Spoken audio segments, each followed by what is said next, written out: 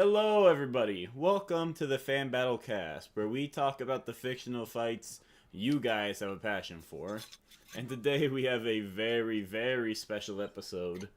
We have Flint Lockwood, the main protagonist of the Cloudy with a Chance of Meatballs movie series, versus Finn Shepard, the main I was about to say antagonist, the main protagonist of the Sharknado horror movie series. I mean, technically, the public sees him as a villain for destroying natural causes and whatnot. I mean, they were in the wrong, by the way. Is that an actual plot point? In the third film, yes. That when it first started, there's a whole protest. In the third film, there's a protest about saving the Sharknados. We gotta save the Sharknados. Yeah. Now, I'm gonna introduce everyone. I am your host, as always, Santi Sherm. We have Kino, Legend of Zelda expert, and today representing Flint Lockwood in his debate. Flint Lockwood. Yep, and I'm also the one who pitched this idea, so you're welcome. We have Saul, regular on the cast, just W guy in general. Say hi.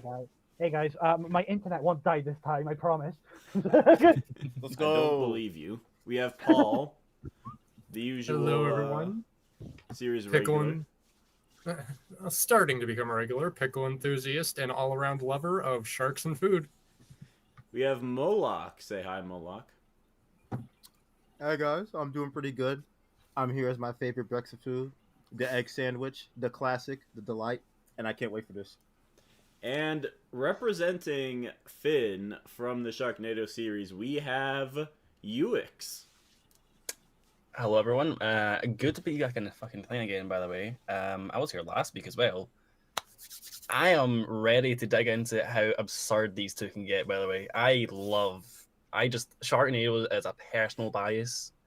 I'm ready just to jump right into this, honestly. This can be one of the most wackiest things I've talked about in a while. I want to take a brief moment to just kind of explain this fight, because I feel like this is one of the more non-traditional fights we've had on this show. It's basically the people who survive and, to a certain degree, manipulate this fantastical weather phenomena. Is there any deeper connections beyond that, Kino? I mean, like you can really stretch out connections if you really wanted to, but the main core of this fight is it's the protagonists of these franchises which are based around ridiculous weather. And then they also have the fun fact that both of them, which I'm sure we'll get into, can bring in that weather in some shape or form. So it's, as well as it being Flint Lockwood versus Finn Shepard, it is also a pseudo Flidsmiduffer versus Sharknado. All right. Now, I feel like most people at least have some knowledge of what Cloudy with a Chance of Meatballs is. Sharknado, you can kind of guess by the premise what it is, but I'm actually just going to play the trailer real quick so that everyone really knows what Hell yeah. Because... Good idea. That'll be perfect, honestly. Sharks. Tornado. Sharknado. Enough said. No. Tara Reid in the sci-fi original movie Sharknado. It's crazy that Tara Reid was the highlight of the trailer for them. Yeah. The sharks are back on Shark Tank. That sounds like the exact same guy. The sharks are back in Shark Tank. Welcome to Sharknado 2. I don't know what there is to... will make fun of that joke about, like, Hollywood B action movie horror movies just being ridiculous concepts, but it actually a concept exists. first and a movie second. It's real. Oh, yeah. This is a perfect capsule of just that, and it does it perfectly, honestly. It's so fucking cheesy after a while, man. Like the sequels. I've only ever actually seen the first movie in this series. I have to watch the other ones. I've just been busy. But I love how they just jump right into the first one. Like the news, it's like I think like 5 minutes in, the news is like, "Hey yo, there's a Sharknado about to tear up the city." And there's like six people in the bar. They're like, fuck, I guess it's a Sharknado now. Let's all grab weapons and deal with it. It just jumps right in, and it's just a ridiculous good time. Yeah. So yeah, if you're, I just wanted to preface that's what we're dealing with today. So yeah, we're gonna jump into our 60-second segment where people argue their points. Which one of you wants to argue first? I mean, you know what? Literally, it's your matchup. You decide. Yeah, sure. I'll go first with Flint. All right, let me pull up the timer real quick.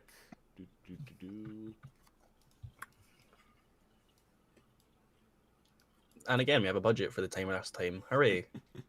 Whoa. All right, whenever you're ready, the 60 seconds will start. Yeah, so Flint Lockwood is Nacho average scientist. He's the inventor extraordinaire of Swallow Falls, the town in which all of the franchise takes place in.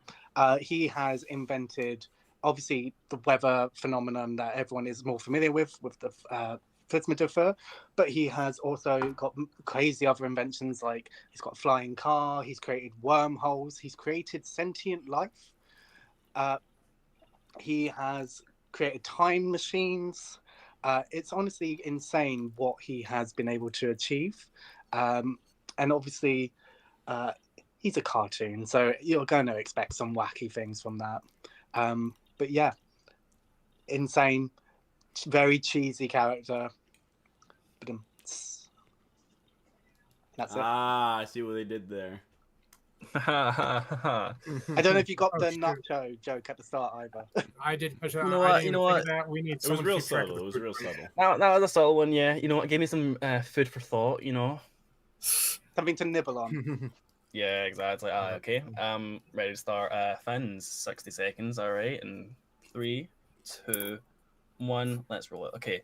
Finn Shepard is one of those bartenders from the first film that is just went from zero to hero, leader of his ragtag team of somehow Sharknado survivors. Finn is an absolute monster when it comes to. He's an absolute legend, a myth to an extent of how much just Hollywood bullcrap he goes through. He survived several Sharknadoes, which we'll get into later on as to how chaotic they are. He's a master marksman. He's acrobatic. He's hell of a durable guy. I mean, sharks go at him all the time. He punches sharks. He slices them in half. He's got not just one chainsaw, not just two chainsaws, about 10 different chainsaws. So I don't know if Flint can get, I think Flint can get rid of one of them, but like 10? I don't know. To end it all off, Finn's just going to be way too strong, fast, and he's frankly enough not going to be smart enough, but he has counters to basically everything that Flint has to offer, and he's going to make this swallow fall. I had to fit that all in. I didn't realize I yapped too much about the Sharknado itself. It's fine. Very well done. Very well done. Now, my question is, how do we even want to start this debate? Like, what's the starting point? I'm kind of curious if Flint even knows how to fight. That's kind of my first question in my head. Oh, he definitely knows how to fight. He's for those who may not be familiar, like there is more than just the 2 films that you see that people are more familiar with. There is also a video game series, and there is also 2 seasons of a cartoon show. Yep. So I'm just going to start just because I think this image is hilarious and very apt for an opponent like Finn. Sherm, can you bring up Flint 10? Oh, you've numbered yours. Okay, I've just called them absolute random vile names. I can't lie. He also has a chainsaw. Oh, oh, see, that's quite handy, Because see, if, for instance, Flint just has one there. What happens if Finn just, wins him by punching him in the kidney or liver and just yanks it off him? He is a master of chainsaws, after all. They naturally just come to him. Okay. Naturally. So, This might almost be more of a detriment to Flint, because I feel like you don't want to get into chainsaw v chainsaw combat with Finn, the master of chainsaws. Exactly. That it makes feels like Ash a Williams losing blush. matchup right there. I mean, Yeah, so it's he does also have this invention, which is a chainsaw washing machine, which it's just a washing machine with 2 chainsaws attached to it, but it can run around and chase people. As you do. Wait, it I did runs it, I around did and it. chases people? I was gonna say. I He thought you were gave gonna put, his like, washing chainsaw- machine chainsaw legs. Yes. All right. Oh, So like okay, no, spin round and like The washing machine is to clean off all the blood. The more you talk about it, I think Finn would actually respect Flint for that. He'd go like, "Oh, that's cool as hell. I want to ride that thing." He would see. He would love that thing. Honestly, unfortunately, he's gonna cleave that thing in two. Okay. Or he's gonna punch it. Or he's just gonna punch it. I mean, all he has to do is think of it as a shark. I mean, okay. So if we want to get into like how is Flint going to deal with the chainsaws, because obviously that is like one of the big things that Finn is bringing to it. Yes. So one of Flint's most famous inventions is the spray-on shoes. Oh. Which Oh. Spray on so, shoe. which you know they're so durable that you as a child you literally see him break a cinder block on them because he can't like remove his shoes that he sprayed on his feet. And then obviously towards the end of the first film, the spray-on shoes is what actually is able to stop the Flitsmodiffer and cause it to explode. Mm-hmm. Yeah. So I think that's a pretty good way that he could deal with the chainsaws. Yeah. Spray on through your So lungs. what's he gonna do? He's gonna spray the chainsaws and like gunk them all up. Or Yeah, is he just like, oh, I was gonna say just coats himself in it and just an armor. He's spray on shoe. indestructible. Well, I was You gonna know say, I mean, but his like, I don't armor want to looks jump good. straight. I don't want to jump straight into like the chainsaw, like how many crazy stuff he has, because that would, the spray on shoes is definitely surprisingly a really handy thing to have for this entire fight. it works pretty fast. Like if I remember correctly, after he sprayed his shoes, after he sprayed his feet, it's sealed in about like I'd say 3 or 4 seconds. Yeah, it's pretty quick. yeah, it was fast. Yeah, it seals very quickly. I mean, And then hey, that's- It not just stayed on his feet for literally decades, but his toenails did not grow, his feet did not get dirty. It is basically like a seal into a mold. It keeps Yeah, yourself it's like a just completely cryostasis. protected from any That's a good elements. question. The toenails yeah, that's kind have of no reason to not grow once I think sprayed. it's- So I think it's kind of like a cryostasis kind of thing, or the he animators froze his feet in time. That's No, crazy. I mean, like, But we know it's not the case because he grows let's up. think about time. We'll get that later on. He grows up. He yeah. grows up and his feet get bigger. It's a family movie. They didn't want to Yeah. make more than one model for him. I They don't didn't think they want to want give to him talk like about a feet in a family horrible movie. toe injury from like his toes like growing and getting misshapen. Oh, I mean, I can't cry. I need to like start crying when I get an ingrown like Tony. I'm like, ah, I was fuck. gonna say, I don't think they wanted to focus resources on the film on feet. Yeah, well, yeah, exactly. Well, They maybe did, Quentin though. His Tarantino feet, did his it. feet were the Chekhov's feet. gun for the very end of the movie, so they did focus on his feet. Yeah. I mean, you're gonna talk about this beyond shoe. I mean, when I say Finn's got like chainsaws and whatnot, he's got more than just chainsaws. Whilst Flint is like child, like kid friendly, like, oh, here's this silly gadget. It's got like, it'll shoot baguettes if people like, not been stone cold. Finn just has guns, real life guns and military explosives, stuff like that. Guns are effective at killing people, from my experience. Yes, they are, and I can't lie. I've never seen a spray-on shoe defeat block a gunshot. But that's like completely, that's like a completely different thing I want to talk about. I'm they're just quite good imagining for this stuff. scene in a future Cloudy movie where someone like actually shoots Flynn, or something And with, it's like got- a he doesn't just even need to be a reveals gun, just his like a chest with body harpoon armor gun, on but it. then he pulls off the vest and he had like a spray-on Spray-on Kevlar vest. vest. But he has like a tomato or something underneath it, so it looks like he is bleeding out. Yeah. I'm trying to see like all the different things I do have. I mean, hey, listen, Flint. Finn. Whilst he doesn't seem to have one of the main points that will come up later on is Finn is not as versatile when it comes to like arsenal. But he's got a really big arsenal just by itself. I mean, hey, he's got a ton of vehicles to go off of. Again, military and explosives. His chainsaw, as I mentioned before, and also other little artifacts that he just gets because the nature of Sharknado, when you need to make sequels, you give an explanation as to why they exist. And then you go, I should probably start making other things up, like, oh, here's an artifact that just, does this. And here's a staff that parts the fucking sea. We'll get to that again later on. That's like a main, Can I bring up Star Wars? You may. Oh my I god. love that movie. Yeah, thought I this love was that movie too. I And it's- thought this was coming. Yeah. Finn's really There's got a more, by the lot way. on his plate. I might as well I'm gonna list this off, and I'm gonna list the other ones I'll have mentioned that are like key chainsaws. So while so in the third movie, I'm pretty sure, all famous sequels have to go to space Of course. sometime. Like our favorite movie, like Leprechaun, the Leprechaun franchise 4 goes Yeah, into space. What? In space. Yeah. But yeah, Critters went to Sharknado. space. Is the Yep. shark breathing in space? Yes.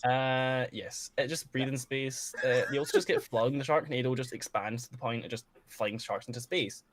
Also because it kind of hates Finn for no reason. So wait, the tornado hates Flynn? It's sentient? It's like the fate of the universe, kind of like it's kind of like the fate of the universe.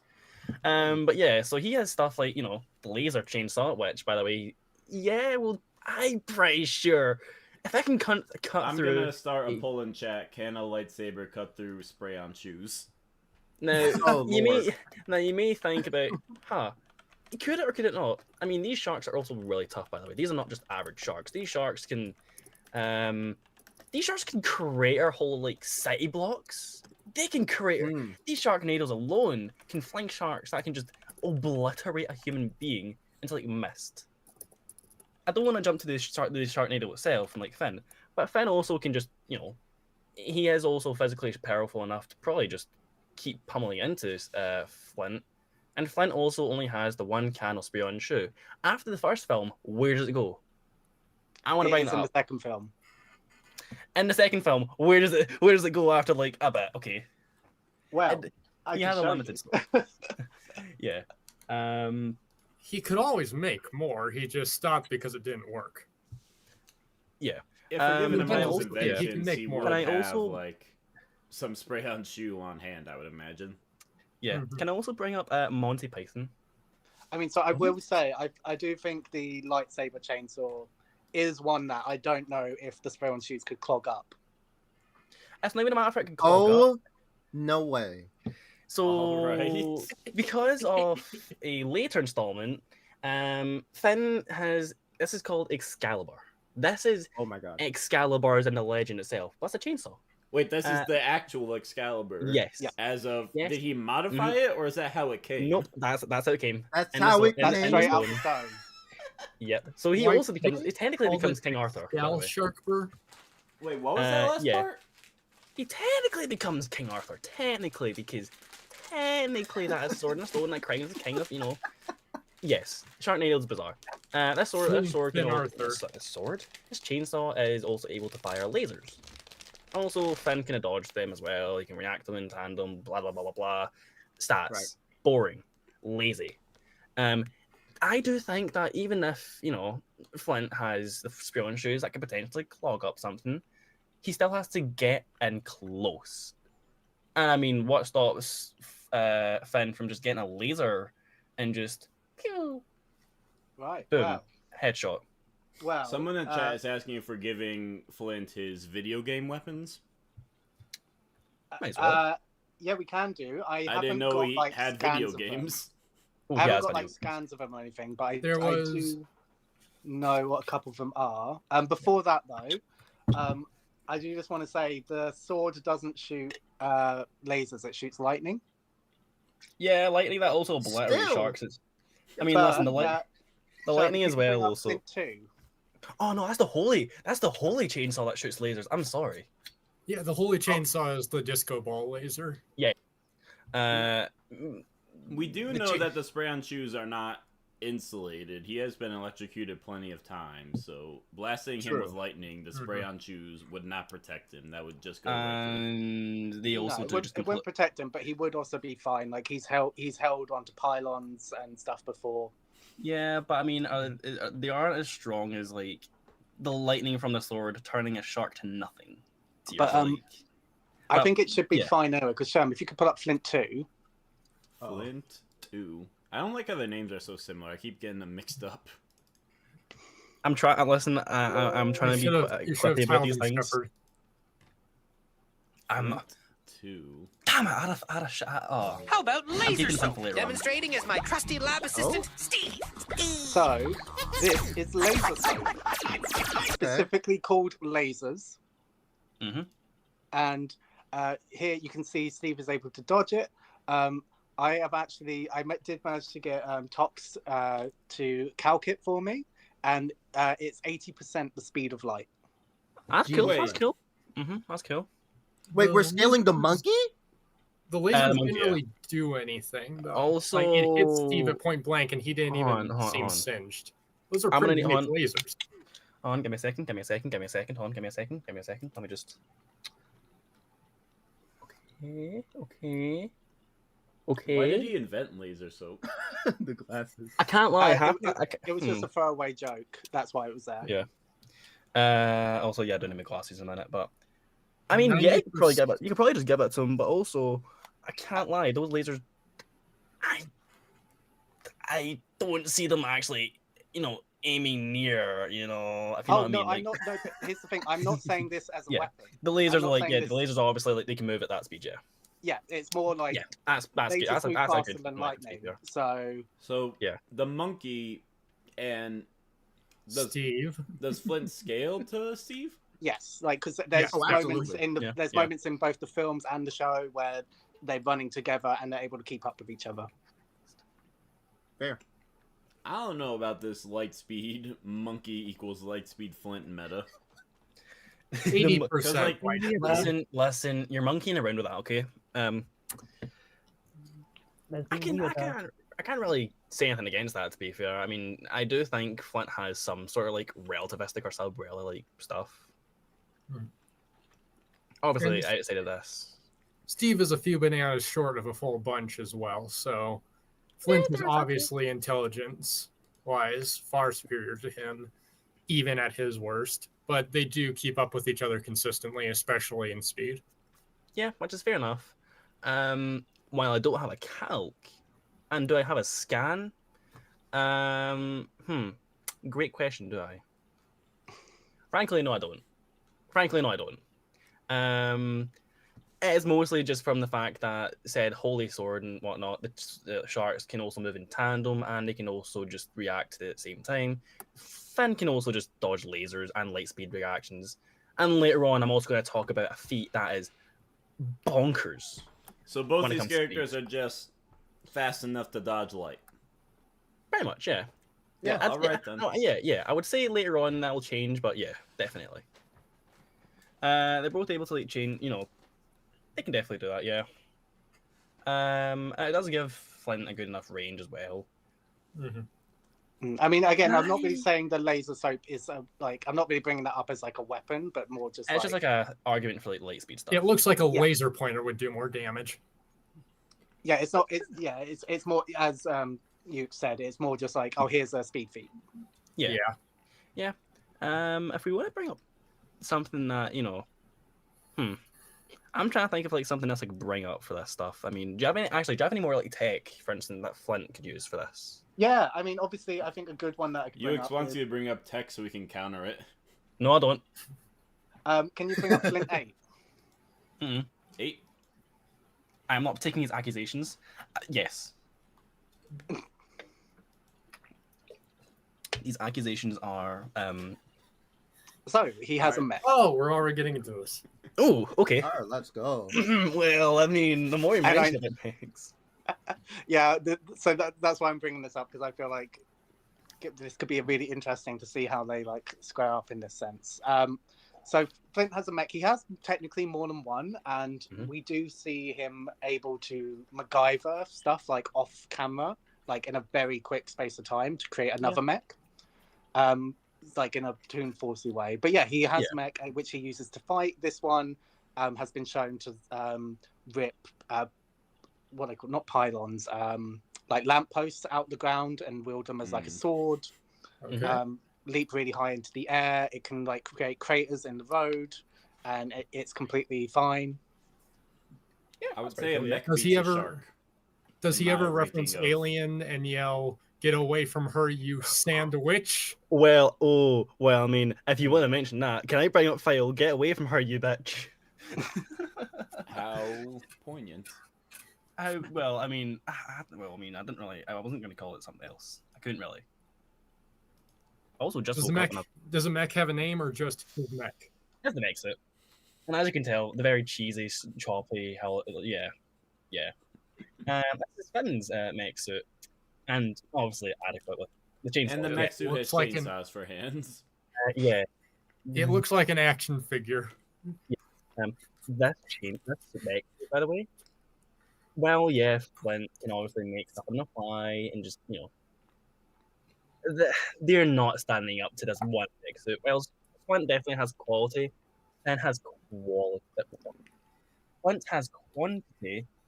Flint has a quality over quantity sort of deal with his mech suit. Unlike the films. Yes. No. No. What are you talking about? The Sharknado movies are... Gotcha. Basically, this mech suit can tank the epicenter of a nuclear reaction and nuclear radiation when it comes to Sharknado. Same Sharknado also can, I'm not going to get into the numbers right away, but it can explode to reach the top of the Eiffel Tower. It can also just take out entire coastlines. And this mech suit's fine. This mech suit's completely fine. It also survives like pretty much a nuclear blast, which depends on where you get. Oh yeah, no, yeah, Pretty much. Yeah. pretty much, yeah. And it's also helping them. It also helps them, just tank stuff like electricity, lasers, again, radiation. So he's inside that thing, and he's in the middle of it. He's fine. He's not affected by it.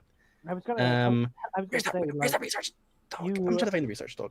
like, with how powerful this, how wacky this Sharknado gets, I'm surprised he didn't nuke it sooner. Yeah, no. Let me just see. Yeah, so I can also fly. I completely forgot to say that. It So does it can seem fly. like Finn's mech is just better. Flint's kind of Yeah. like crudely made. It's made of a shopping cart. This one seems as cheaply as it looks. It seems like it's capable of genuine combat. It can also Flint's store yeah. brand. Finn's Finn, is, yeah, Finn's it's is like market brand. yeah. I also said Sharknado, or I'll call it the term it's actually called, the nuclear nado. Also, the nuclear just- tornado? Nuclear nado is the name of it, and the We got nuclear sharks. Oh yeah, no, these things adapt like crazy across the entire world. You get fire, ice, stuff like yeah. that. Oh, that's crazy. It also, so that nuclear needle can disintegrate people. It disintegrates people, and Finn can also just walk into that nuclear needle, and he's fine. So it survives disintegration, casually, and also after being electrocuted so much, it's still fine. So stuff like an EMP or something that wouldn't work. It's just too strong. It's just way too strong, basically. And also mobility-wise for the flying off it, it's pretty handy. He also has a jetpack as well. Completely forgot to People in mention the that. chat are saying he's going to use the spray-on shoes on Finn's mouth and suffocate him. Now, That's here's the the win. funny thing about that. No way. There's a counter? There's a counter. I would love to. I don't want to use this just now, but I mean, whilst there is a very gruesome counter to this, which is just Finn ripping it off his mouth. What? Finn is very enduring. He's got a lot of endurance. He doesn't feel pain. He's very much on the fly. He's willing to do whatever to survive, basically. He's one tough nut to crack. Yes. As in, one point, someone had to mention to him a small shark was eaten into his side, and that was a good chunk of his side, by the way, was getting eaten away. And he was fine about it. He didn't notice. So I mean, if he's gonna do it, he's gonna rip it off like tape, and he's gonna be fine. Yes, he's gonna lose flesh, but oh well. And again, he also has to risk going up front with Finn to actually do it in the first place. His 5 o'clock shadow's going to be gone. Oh. Yeah. Well, that's no skin Yeah. off his nose, just his lips. Yeah. He'll still talk shit, by the way. He'll still talk a lot of. Absolutely. He'll still definitely. Honestly, regarding spraying his mouth, I really just feel like that sounds extremely out of character for Flint. Like, not even in a Sounds little funny, way, though. like an Adult Swim parody way. That sounds like just something he would never do, is directly do it on someone's mouth or something. Because Honestly, there's an instant he can't eat food. it would be And he would it never be- deprive someone of eating food. That does sound funny though. That does sound pretty funny in a Sharknado crossover. That sounds funny. He'd do it to a shark. He would do it to a shark's mouth. I can see that. Honestly, a lot of it's just about hating sharks. What is wrong with sharks? Honestly, But they keep They're trying in to kill him. tornadoes. not true. He doesn't True. hate sharks. He just hates sharks that are in tornadoes. So the mech suit that can survive a nuclear bomb seems like a pretty hard counter to basically anything Flint would try to do. Does he have an answer to the nuke level mech suit? Give me one moment. I do want to mention a lot with like Flint's like tech. A lot of them can get wacky like strength, and I mean wacky strength. I think a good few of them could definitely take out the mech suit. Yeah, I was going to say there's definitely stuff which can like outpower it. I'm just trying to think if there's anything. There's definitely like things which could essentially like not in like a EMP deactivate it, but kind of make it like short circuit. Like he can, kinda, yeah. Like he's got like he's got like a ton of wacky tech. Like not everything that I have got accumulated in my notes, unfortunately, just because there is so much stuff, especially from the cartoon series. It's a lot. I mean, there's literally a whole thing where like I think it's a garbage can just picks up and like shoots people across entire islands. Yeah, exactly. Which is and everyone survives that perfectly fine. Yes, of course. Yeah. And it's not even like a normal thing. They create arms they create are pretty fucking like big. Yeah. While you're looking through your notes, Kino, I can help with, or at least mention, is that I know this from the video game, though we don't have a scan of it, is one of Flint's weapons is kind of this giant sworded knife thing, and he is able to like slice through giant gummy bears in a single swipe with it. And by giant, I mean bigger than he is. If you remember, if you remember like the first film, it's like those. Yes, like, the ones like they're like that big, and gummy bears are pretty dense. He can slice through one of them in one swing. So is this like a sword or? It's kind of like a giant knife, like a giant long knife thing. Like From an the orange. video game, he has like a bunch of weapons. Essentially, it's like a boxing glove, like extension of his arm, which basically just powers up his punches. He's got the knife. He's got a giant fork, which can use to keep a range. He's got flamethrowers. He's got freeze rays. I will note that the mech on Finn, his face is not protected. So that's prime opportunity for there is a boxing sheen. There glove. is like a sheen there, but it is pretty thin. Okay. I would say he also does have multiple inventions which can manipulate size. That's fair. Yeah. Like both shrinking and increasing. So obviously, like can he even shrink Finn? Yeah. So basically, anything that increases in size, like its strength is also multiplied because you see like people able to like break buildings, which obviously, if their strength remained the same, they wouldn't be able to do that. Yeah, I mean, then again, like he's gonna make Finn fun-sized. What happens if he just shrinks the suit, and Finn doesn't shrink with the suit, and he just gets crushed? Would you say like? Would you say it's like a Booster Gold where it just crushes Cable, or are you gonna say like just Finn himself just like or Ant-Man Thanos breaks through it like a Hulkbuster kind of thing? Well, I assume the mech suit is stronger than Finn. Otherwise, what would be the point of the mech suit? I mean, also, can we bring up? I'm not going to say can you bring up immediately. Flint 5, please? I'm not going to say immediately Flint as to like 5. how strong Finn is. Let's just say the sequels kind of make it redundant in a way. Going anywhere. So, Flint, you monster! So obviously that suit's really impressive, but I don't think it has like petrification resistance. And she reacted to it too. She's terrified. Yeah. And when they say on the rocks, that's not what they meant. And so Flint has a gun that can just turn people to stone. Like yeah, basically. Yeah. And he also used this. He did also successfully shoot Steve, who was in motion. So this essentially moves faster than them himself. Speed feat, which we showed earlier. Yeah. I need to find. You know what? I think it's about time I need to pull this out. Can you bring up file eBay? eBay.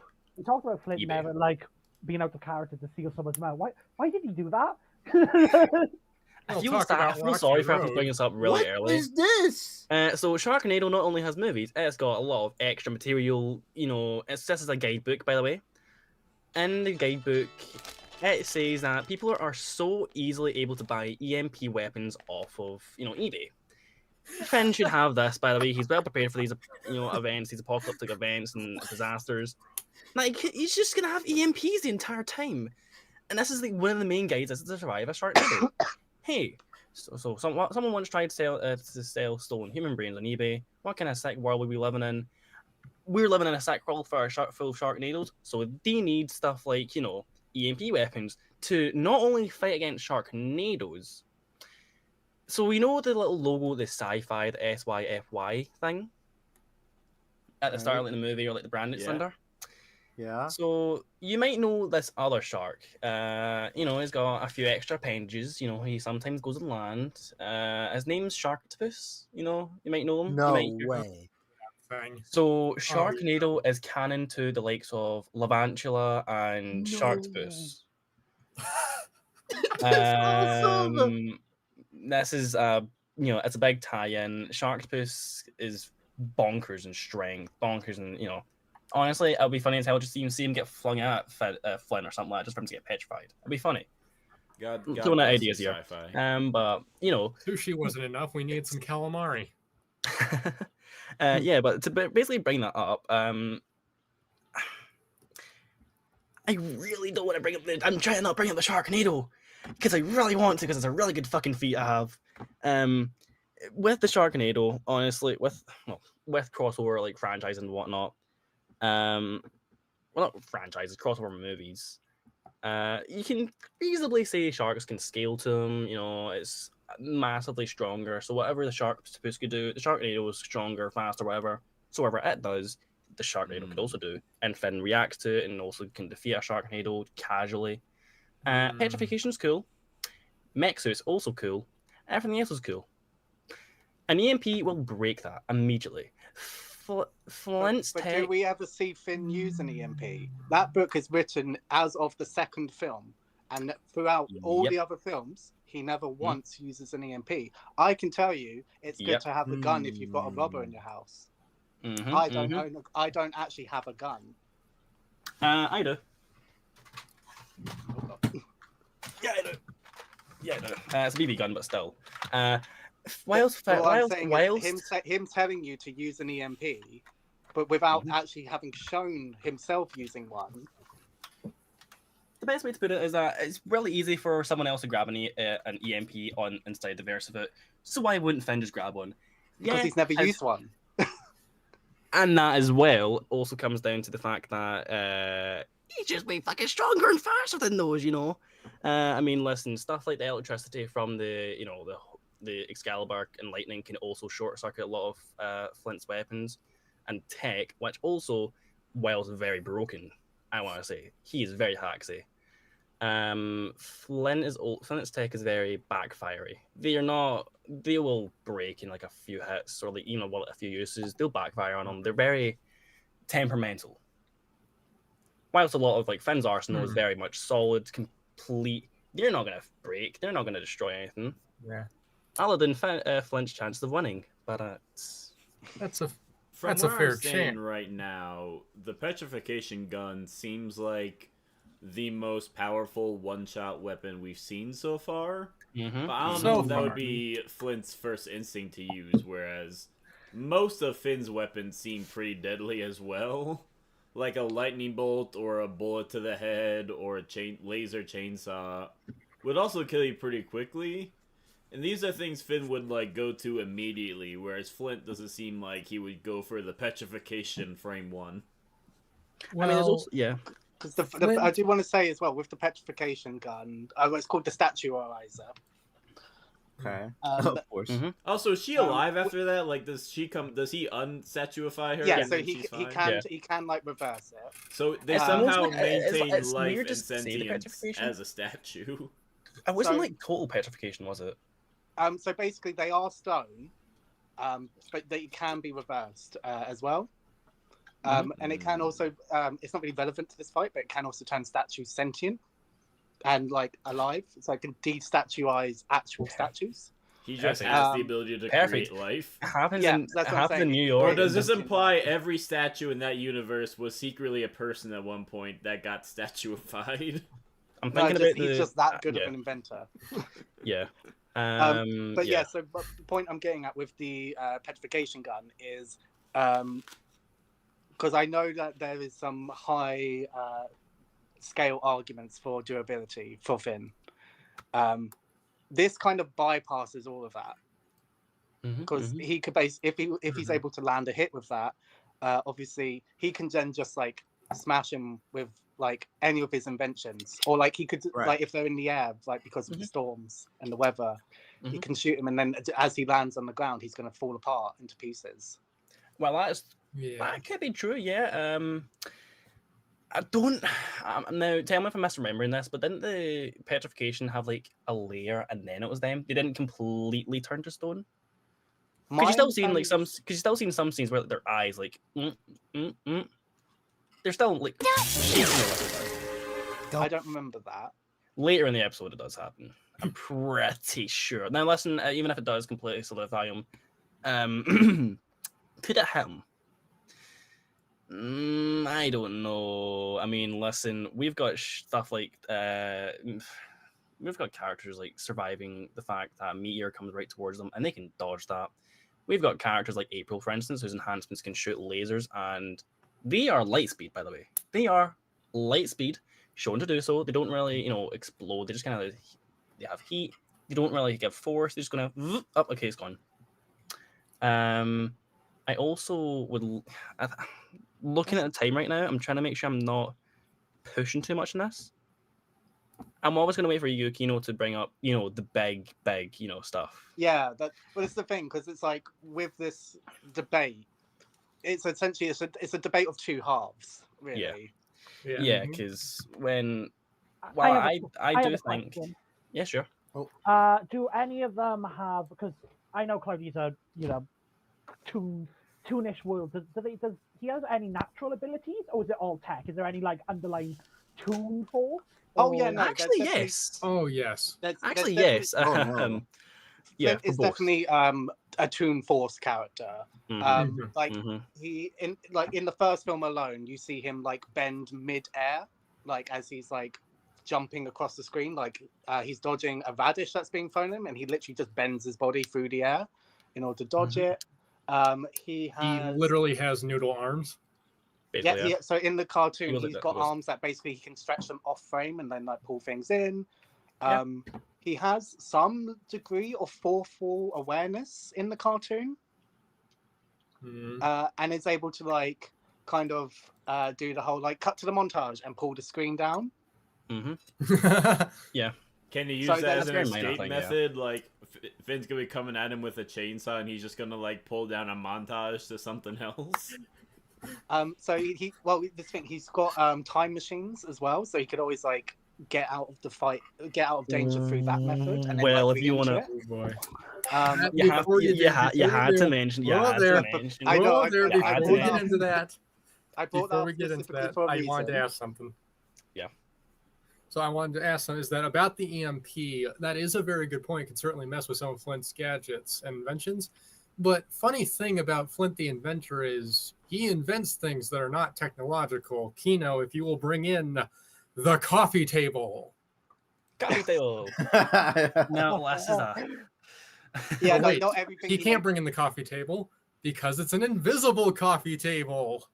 Several of Flint's inventions do not rely on technology. Obviously, like the spinal piece, but there are several that would not be affected by an EMP, and things like quite literally an invisible coffee table that he swung around with his bare hands in the second movie. Finn literally could not see coming, so he would literally get decked in the face by a coffee table. I will see this. I have some. If we want to talk about natural abilities and like counters to that stuff, Finn has enhanced senses, as in he can smell a Sharknado coming from not even miles away. You can smell raw fish. The whole other part of the world, and like power in France. He can smell it going. He can smell it going. Is that a sensory thing, or is that just Sharknadoes are his natural enemy? And no, he's like very enhanced. It's a very enhanced sense thing, but also he has luck in like let's just go over like two things. One, if we're gonna go Toon Force, Hollywood dumbass hero logic, as in when something that has to work in the most ridiculous, like bullshit way possible. Like,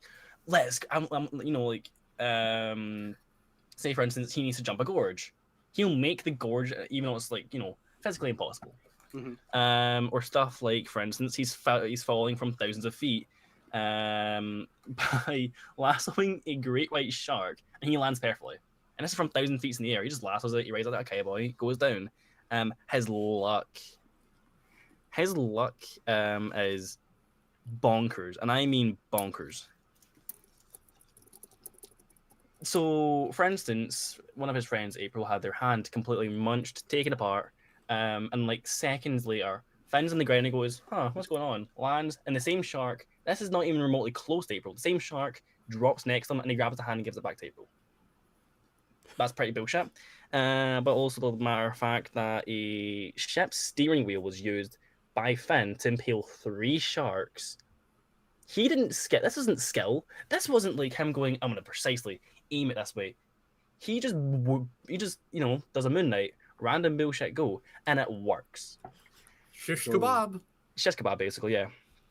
Does this you mean he's also had technically stuff less like- skilled if all his best stuff just happens randomly? It's not actually him doing No, not all even like this? that. He's Well, Nathan no, Drake. not even just that. It's even then he is very skilled. He's an expert improviser. He's able to just complete all of his main abilities and like items come from his surroundings. Guns, chainsaws, whatnot. They're always for some reason right near him, like his luck, so he can just go whoop. But he's also a master of driving his vehicles. He's a very good marksman, able to shoot sharks hundreds to thousands of feet away, like meters away from him. He's also very good at acrobatics. He's able to literally. One of the best things was do a leap of faith off of several sharks and somersault into the ground. He's perfectly fine. He's very acrobatic, very skillful. He's a really damn good He's also a really good master of disguise. Yo. Yeah, He's good at carving. Guys? he's like Scooby Doo, but I wish I actually had the stuff up for it. But I mean, I just want to say Flint is also like a Scooby Doo level master of disguise as yeah, well. the two of them are like Yeah. bullshit for that stuff. Yeah. But yeah, listen, I think whilst Flint has his Toon Force, it's not in the scale of like he gets turned to ash and he comes back. It's very much sort of like a manipulation of the surroundings, and even if he can just turn to ash and come back, he can't survive complete utter obliteration, which Finn has weapons to do that. And if you want to mention time, Huh? It's lunchtime? oh well, I mean, I wish it was lunchtime. It's already, but I've had my dinner. I've had my dinner already. I'm gonna need to. What's the file I gave this, by the way? I didn't quote. I didn't. Hold on. Fortnite live event. Oh dear. All right. He We're bringing has Fortnite into this? No, sadly not. I wish it wasn't Fortnite. This is the time capacitor. This lets him. There's also Flux. this, and there's two things that you can time travel with: the time capacitor, which is also Flux capacitor. yeah, and This there is is the nerd show. You better get your terminology correct, or else we're kicking you out. No, it's called the time capacitor in the films. I'm right about that. Anyways, yeah. So he has this, and he has Gil's wing, which is like a badge that just lets him time travel when he exceeds, 88 miles per hour. Even you go, wait, how's he gonna do it in the middle of a fight? I mean, literally, he has the vehicles to do that immediately, and by his luck, they just spawn next to him, and boom. And also, the time capacitor can just send him to the past as well, or the future, or whatever. But the main thing with that time capacitor is it can destroy the whole timeline. Oh, you've got to be kidding me. The No. entire timeline. I need to bring out the big guns already. So, because I'm looking at time We're going here now. Okay. Now that's how you clear your plate.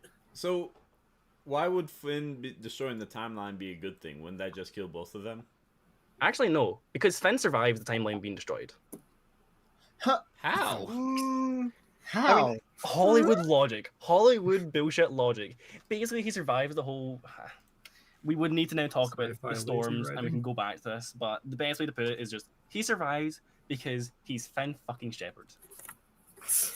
I mean, I do have stuff to say on that, but I'll save it till we get to that part. Good I like idea. that. So what? Yeah. Does he just push a button and the whole timeline is destroyed except for him? Not really, no. It's only when the thing's broken, and to be fair, we will talk about how that can even work when it comes to stuff like, the second half of the fight, which will be, I think this is a good gateway into it. If it's time for it. Yeah, I think that the only last thing I want to bring up at this stage is Flint also does have an invention which is it's meant to be like invisible perfume. Except basically he made it didn't work at first, so he like amped it up and it made stuff like disappear, but it didn't turn them invisible. It completely disintegrates them. So he has that in his pocket as well. I just wanted to bring it up at this stage, just before. That's an overpowering fragrance. That's overpowering. That's pretty strong, but again, the mech suit that just resists disintegration. It doesn't. Yeah, but we've already discussed the petrification of that, which again would take it out. But then that's also if Flint would try and use that and even get close. Again, we still need to think about how Flint can get up close and even be able to, properly land a good hit in without Finn just decking him or just. I don't think the I know perfume is like disintegrating you with heat and energy. I think it's just somehow making you disappear from existence. It's the thing. It's not a thing of like it's burned out of reality or anything, or like turned to ash. It's just removed. Like it's just erased. It's the eraser from Photoshop. It's not really erasure. It's like it's more so like obliteration than. I know way he could get in. He could get in close to the mech suit. But one other thing I just want to say before we move on is just back on the Tomb Force stuff. Flint has what's it called? The infinite pocket space, hammer space. Hammer space. So he essentially can have all of his inventions on him at any time. Is Flint clumsy? Is he like that kind of protagonist where he'll like fall into something? He can be clumsy, but he perseveres through it. Because if Finn weaponizes anything around him, what if he like clumsily drops the perfume, go away, and then Finn just picks it up and sprays the spray-on shoes or whatever with the go-away perfume or whatever? If he's like supernaturally lucky, or just Finn just pew shoots the perfume. Yeah, and it sprays all onto. I mean, he could spray the bullet before it hits him because we already got his speed, which is faster than That is true.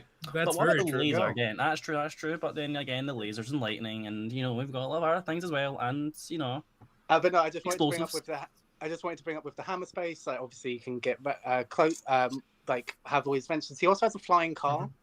Yes. Yep. Which has been able to weather like really intense like. It can get up close and personal to the food storm. We're getting there. Yes.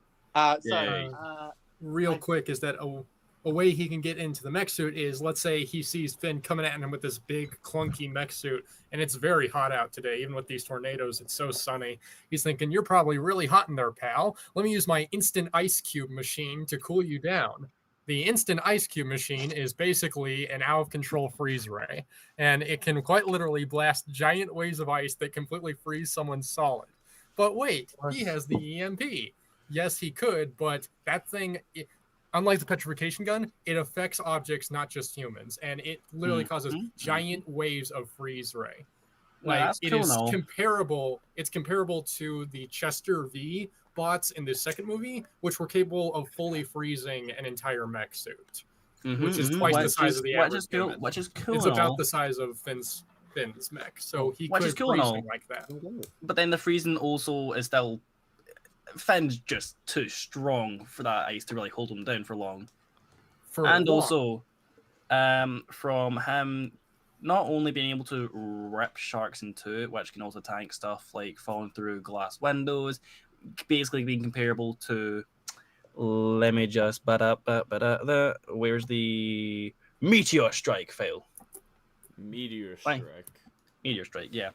I'm just saying, Sharksicles would really sell. Sharksicles could sell.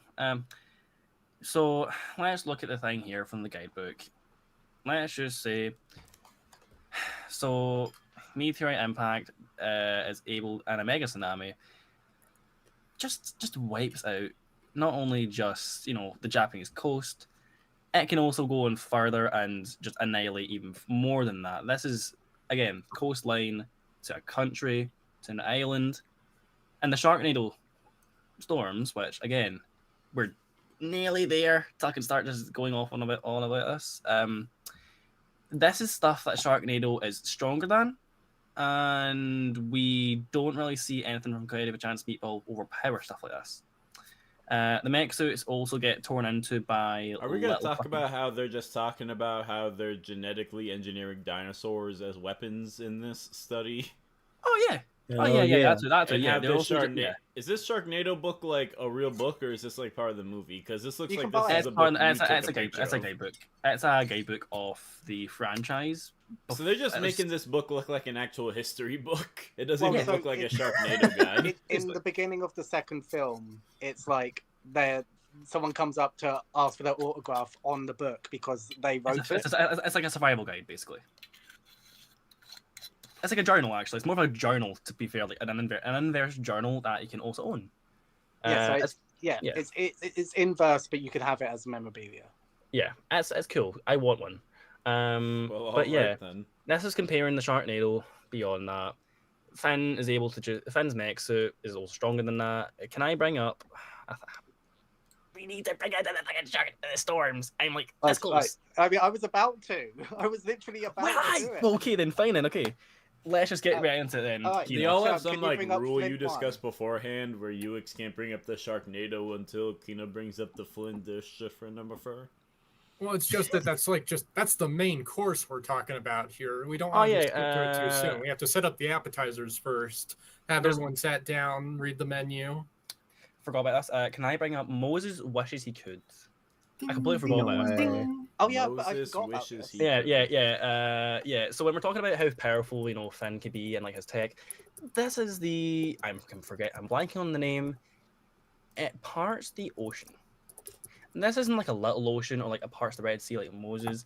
This is like I can't remember what ocean it is. It's like the Pacific Ocean, I think. It's a large chunk of it. It's basically like continental-sized ocean, just splits apart. This is basically just continental tiers of like weaponry and like pushing and whatnot. How does he do it? I don't know. Listen, don't even ask me. It's just part in the ocean. So he has a magic staff that parts the ocean? Yeah, and to be fair, it's also the magic of it. Finn can also just tank. So As in, it's weird to put it. It's weird how to put it across, but the magic of it can't. Finn can basically overpower that thanks to the likes of the Sharknado also being stronger than that, and like the part of the sea. This is my segment to also bring up the storms because whilst we're talking about continental part and stuff, I know how wild and wacky this can get, and like how these are probably the most dangerous storms in the whole verse. I think it's about time we just fucking get into it. Honestly, I can't yap anymore for it. Honestly, I really can't. Yeah, I can't yap anymore for that stuff. I need to. Speaking of yapping, I don't know if anyone else feels this way, but I feel like we've talked a lot about what Finn has, and he has a lot of good stuff. I feel like I need to hear a bit more from what Flint's got to work with combat-wise. I feel like Flint's at a disadvantage arsenal-wise so far, because Finn's stuff is so crazy. So yeah, Flint. Obviously, he's got the invisible perfume, which I mentioned. He's got the statuizer. He's got so many inventions; it's insane. Let me get them back up. Sorry. He's got the mechs. He's got a bunch of robots, which basically they themselves they can lob people to literally different islands, or there's giant ones which can destroy houses. He's got these size manipulators. Again, multiple of these. He's got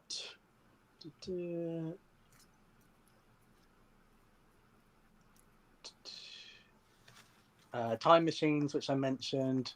He's got a bunch of saws in general, not just chainsaws, but he'll have the the circular saws. Okay. He has a ton of inventions of those.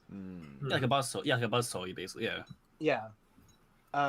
Honestly, it's as I was going through it, I was more shocked at how Flint has probably just as many chainsaws as Finn does. Yeah. It's a weird thing they constantly have. Yeah, it's a What's weird that? thing. Oh, sorry. I was going to say it's a weird thing that they just constantly have that Flint. Well, I'm gonna say chainsaw is, but just has a bunch of like random, just objects.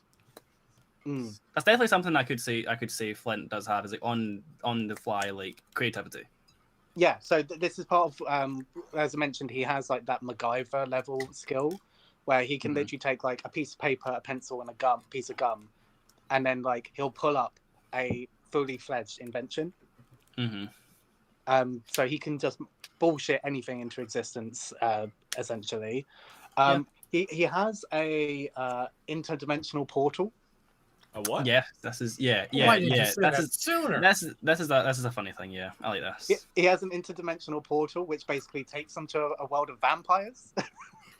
Now that's what I call Oh, food. that's Oh, just this a one- this parallel one the universe that cartoons. exists, the vampire universe. So there's also a thing of there's also a thing I didn't fully get into this, but like they go into a TV at some point, and each TV, I can't remember if it's channel or show, but each one is its own universe. Persona. Like and then they have a thing where they talk to the characters in it and reveal to them that they're just a TV show, and they have like this existential crisis. Okay. Keep going. So that's Can he the thing. put Finn into a TV? Yeah, so they put like the characters into the shows, and then like came out of it as well. Holy fucking shit! Persona. Holy fucking chip! It's a Persona reference. Shit, Persona for Golden. He's got this one thing which I really want to save to the end. I'm trying to see. I think you'll know what that is. I think I know what it is, and I have I have the deets for it. All right. But yeah, he's got like a bunch of things like wormhole generators at the time with the time machine thing. So Flint has like 2 time machines. Obviously, Finn has the one which, obviously, to get to like the big stuff we're going to get into later, like it has to break, essentially. With Finn, he can't travel back in time more than once. Because in the Sharknado films, it is established law that you can only do it once. Because it happened, because his son from the future, from the future, It's from the future, I'm pretty sure.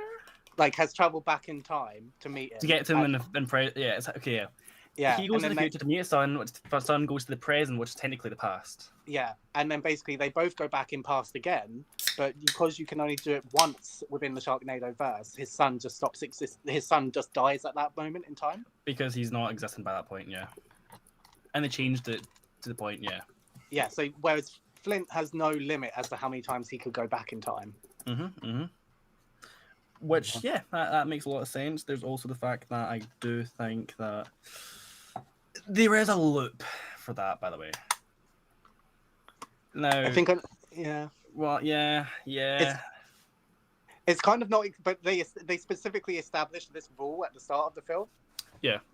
And then by the end of the film, they kind of go, but we don't really need to abide by that. this one time. It's this one time because we're technically the protagonists, we can do it.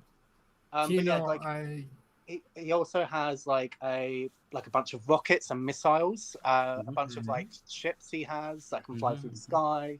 He's got this one invention which I wanted to save a little bit, but I think now will be a good point actually. He's got an invention which can disperse storm clouds. Pretty cool. Okay. Right. Is this the vacuum cleaner? No, that's a different one that can also do that. Okay. I asked because Rand has been asking about it in the chat. So I Yeah, wanted that's to at least bring it up. We will get to that. Okay, we'll get to that. I'm seeing in chat. But I think now's a good time to bring up the Flitsmodurfer. Can you please say the whole acronym? Do it. I can't because I don't know what it stands for. You're all Uh, we can do it expert. together. What do we bring you on here for if you don't know what the... I'll pull it up so we can all do it together. So I don't know which image the Flint Disher is because I you just don't- called him I full don't have a 1 through scan. 14. Hold on. You're saying the I Flint got it. Disher? You mean I the got it. Flint Lockwood diatonic supermutating Super mutating dynamic food replicator. You Or, look so for short, talking about. He's got my vote. Limstimorpher. Oh no, I googled this shit right there. I can't remember off by heart. I'm Ditto. sorry. Ditto. We did together. Yeah. But yeah, So let's the get this. Flintmodiffer. The Flintmodiffer is the invention which the Cloudy with a Chance of Meatballs franchise stems from. This invention can manipulate the weather, manipulate the atom, like change weather on an atomic level, to basically create food out of water. So that's how precise it can be. Like it can literally manipulate atoms. Yeah. And obviously it creates weather that rains down, but it just gets a bit out of hand, really, shall we say?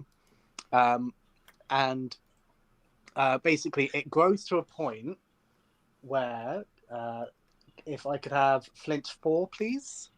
I guess you can say, I'm going to put another food pun in here. Basically, the movie just has it where Flint basically bit off more than he can chew. See, I've got the thingy. So, what am I looking at? This is the storm that it creates. Now, this storm is basically, as you can see, it covers everything you can see here, but it is explicitly stated and shown within the film that it is simultaneously affecting New York, Paris, and Beijing simultaneously. Fuck London, by the way. And London as well, but we don't talk about that. Wait, it's covering New York and Beijing? Yes. Because there's you see a bit where a giant bagel lands in New York, and then someone like gets covered in mustard, for example. But then a fortune cookie lands on the Great Wall of China, telling them they're about to get squashed by a giant corn, and then a giant corn comes and starts rolling towards them. Yeah. And this is happening simultaneously. So essentially, this storm is covering the entire planet. Yeah. And for more context on just how big this is as well. Wait, isn't Swallow Falls in the Atlantic Ocean? It is, but it's not too far away from New York. It's like, here's New York, and then like a bit away from it's like Swallow Falls. How does it affect China if it's in New York? Because the storm's that big. The storm that's the entire planet. Yes. Exactly. Well. Here's Swallow Falls. Here's New York. And obviously you've got down there's China. It's not the entire world because we don't see stuff like India, Russia. We don't see stuff like that get taken over. But we see France as well, though, which means it expands that way. And to quote the second movie, not by heart, but to quote the second movie, these food animals are trying to learn to swim so that they can re-attack the world, including the one world landmark your Flimstimfer didn't destroy originally, Lady Liberty. They literally emphasized the only landmark that the first movie wasn't hit by was the Statue of Liberty. How was that possible? Because it got New York City, but it didn't get the Statue of Liberty. Because the Statue of Liberty was close enough to be in the eye of the storm. I think because they needed something to up the tension in the second movie. It's very up to yeah, basically, because technically, it affects everything from like this wide range, but there's a lot of things it took to actually get to that point. One was time. Well, but here's the thing: we've already established time travel for both these characters, so we could essentially have Flint could easily jump forward in time to a point where the storm is at this level. Yes, which is true. Well, that's true. Also, can I have Flint 1, please? Also, in the first movie, when Flint 1. Flint 1. Also, in the first movie, when Sam is trying to report on the storm starting, the news scroll at the bottom literally lists out places in the world that are starting to be affected. Yeah. I could pull up that clip and read them off as best as I could, but yes, there's multiple supports for it hitting all of the world. But yeah, so this is from the novelization of the first film. Novelization, he says. It's a very charitable term for what we're seeing right here. It literally says novelization on the front. But basically, at the epicenter of this is the Flintmodiffer, which is surrounded by a giant meatball. And basically, this meatball is, as you can see here, it's stated to be a mile-wide food asteroid. So it's a mile both wide, and because it's a sphere, it's so both ways. Now, obviously, bear in mind it's at the center of that storm, which is affecting the entire planet, and he has the flying car, which is able to get up close to a storm of that magnitude. So it is a planet-wide storm. That's a planet-wide storm. That's pretty fucking impressive. That's very cool. So the storm is very cool. I think he would be able to get close to. This was basically a long walk to say that he can get up close to the mech. Yeah, that's pretty good. That's pretty good. How does a storm let him get close to a mech? Because the storm of the power output of that storm is way higher than what that mech suit is enduring. Which is also very contentious. I will want to mention, obviously with the continental to multi-continental, ocean parting of the staff, and how the Sharknado is stronger than that. I think it's about time we start talking about the Sharknado. If you want to, segment into that, if you're okay with that. Yeah. Kino? Yeah. I mean, that's why we're here. Yeah. Okay. So, this is gonna go from like 0 to 100 real fucking quick. By the way, we did do that already. Yeah, fair enough. So, for instance, the Sharknado is the strongest. It's just literally the strongest disaster diver car. Not only is it highly adaptable to its surroundings, as in it had as in it was near nuclear energy for like a minute, not even a minute, like a tiny bit. Not only did it grow in size to take out the entirety of America's coastline, expanded so fucking far and moved so fast. It went to Paris, obviously became this big nuclear tornado. It basically was able to adapt to the energy of nuclear energy, became a nuclear tornado. But there's also another thing I want to mention, and that's the range. There's not just one Sharknado ever happening. There's multiple. Now, what was the Flidmisar? I'm not fucking saying that again. The Flidimith thingy. The Flidimith. Yeah, I'm not gonna say that again. The machine. I'm gonna call it the machine. The machine, whilst it's this very wide, spanning storm. As I said before, time travel. You can go to peak. There's always going to be a Sharknado there adapting and basically able to consume what's being flung out from that storm that's being made by the Flidimizither. I literally, there's nothing else I can do right now. I kind of do just need to mention that with that time capacitor, not only was it a threat to humanity and the planet Earth, its range, as mentioned before, was able to span the entirety of the universe's timeline and the universe itself. Can you say that again? Yeah, so the Sharknado, when the time capacitor was broken, or I can't remember exact of it, basically it adapted in the sixth film to not only be spread across all of time, it's across all of space as well, and the timeline that exists of this universe.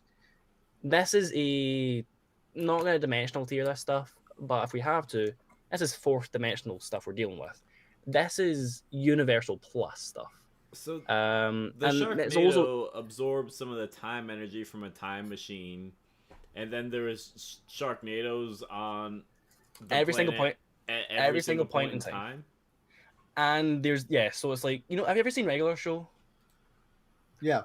If you've ever seen Regular Show and there's the Time-nado of that, where it's this big tornado or this big storm, and inside of it's like different points in time where it's also occurring. It's the same thing for the Sharknado, for the time part of it, where there's this big, massive, universe-spanning storm, which, by the way, Finn going into and his gang also goes into the time streams that lead to these different timelines and different, universes and points in time. He also reacts to sharks flying in tandem to the time stream itself, meaning they're also capable of reacting to time, like movement faster than time itself. This is some bullshit stuff I would want to get into, because then April says when she's restarting the entire universe and timeline, now obviously to fix this is either to restart the timeline so the Sharknado never gets to that state in the first place, or it destroys, or it just completely gets eradicated. Not only is the fact that Finn is in the middle of a universe to universal plus spanning storm He's also resisting the cosmic radiation. He's also just by himself, by the way. This is him just completely no mech suit, no nothing. He's able to tank this. He's got weapons that can also survive this. He's fast enough to react to time and time, time streams. He's also able to react to lasers and, attacks and sharks flying at him. And I think the biggest feat of all, he kills Shark Hitler. Shark Hitler? This is Hitler Shark. Wait, what? Careful before our video gets taken down. Yeah, basically disguised as a shark. He's disguised as a shark. I mean, that is contentious whether that's canon, I will say. It depends as well, because that's also in the intro as well, where they go across all points in time and start, sharks are just everywhere because of the storm. And that's also different timelines as well that can occur with that. And because the cosmology of it, you can base the Sharknado to span these different timelines as well. Destroying one also destroys the space-time continuum. That's higher than anything that's ever shown in Clarification and Meatballs. Even with the feat I know you're bringing up. Because there's a big issue with that feat. If you want to... Yeah, no, of course, no worries. I mean, so I will say, it's very impressive what you brought up. So is the argument that, because Finn's storm is more impressive, the fact that he can survive the Sharknado would mean he's stronger than Flint, who can survive the Cloudy with a Chance of Meatball storm? Basically, Finn just can not only survive the Nado, he can survive the timeline going to complete destruction. Here's the thing, can he? Because when it's really impressive. It's really impressive what you brought up. Mm-hmm.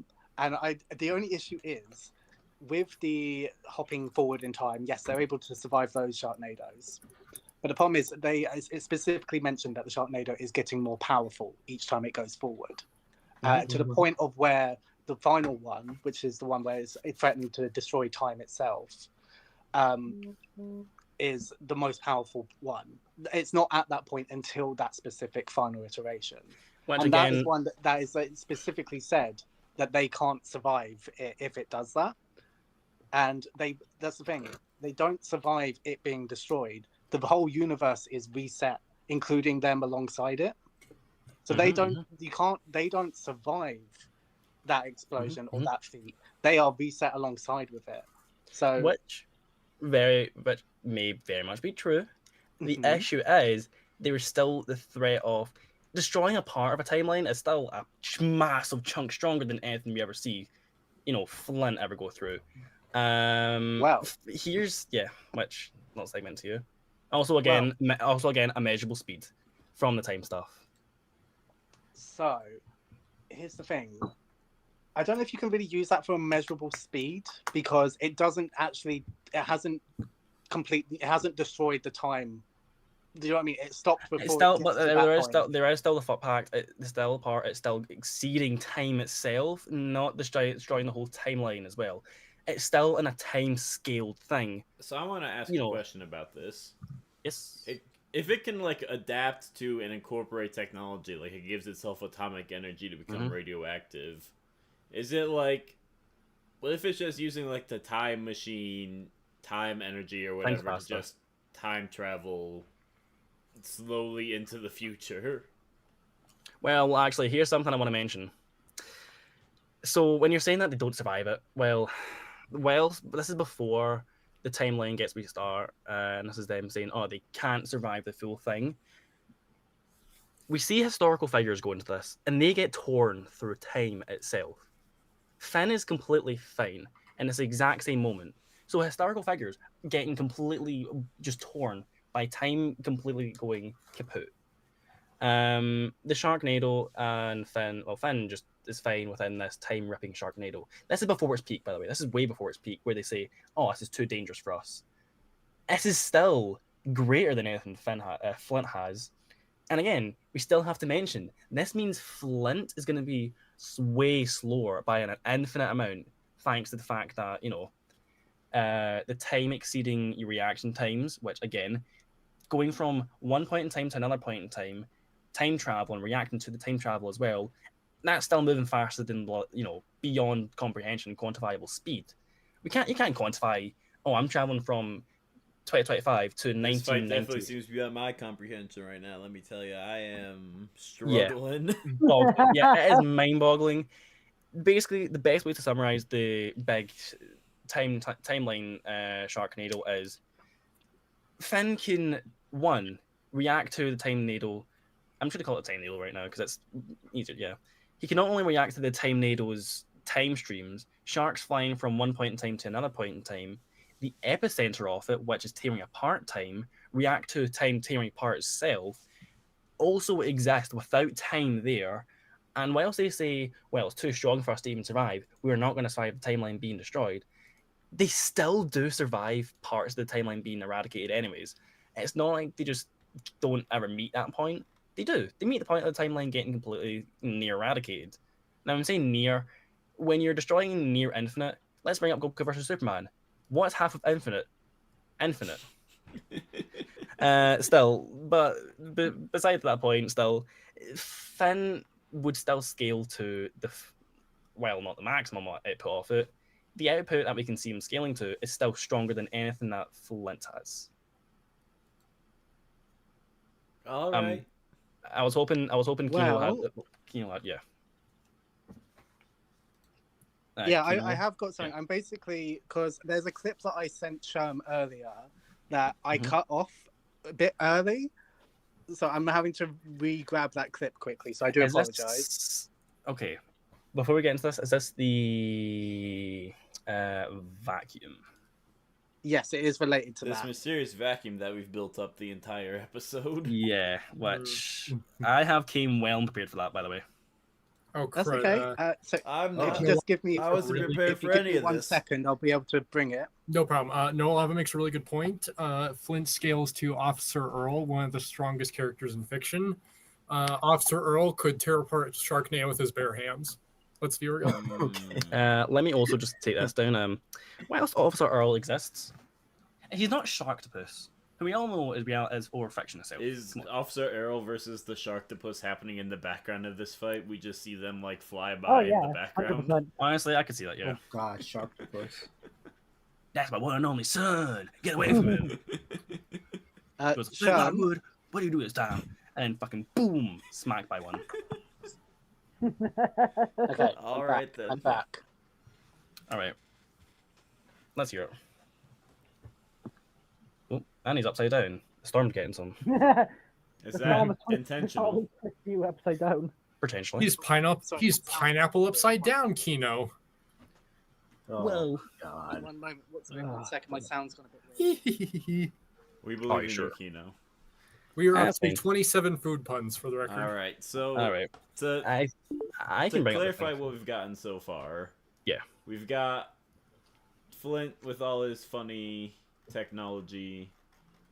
He's got a ton of crazy tech. He could grow himself to be a giant monster. He could shrink Finn down into nothingness. He has the petrifier. Meanwhile, Finn could just shoot him with a gun in the face, which I think is a pretty valid win con. He also has stuff like lightning from the Excalibur, lasers from the laser sword, and the holy chainsaw. He has explosives, AoE, vehicles. He's got reasonably adaptive luck. Hollywood hero logic, stuff like that. As we established in Dobby versus Winter's cast, stabbing you in the face is a pretty good win con.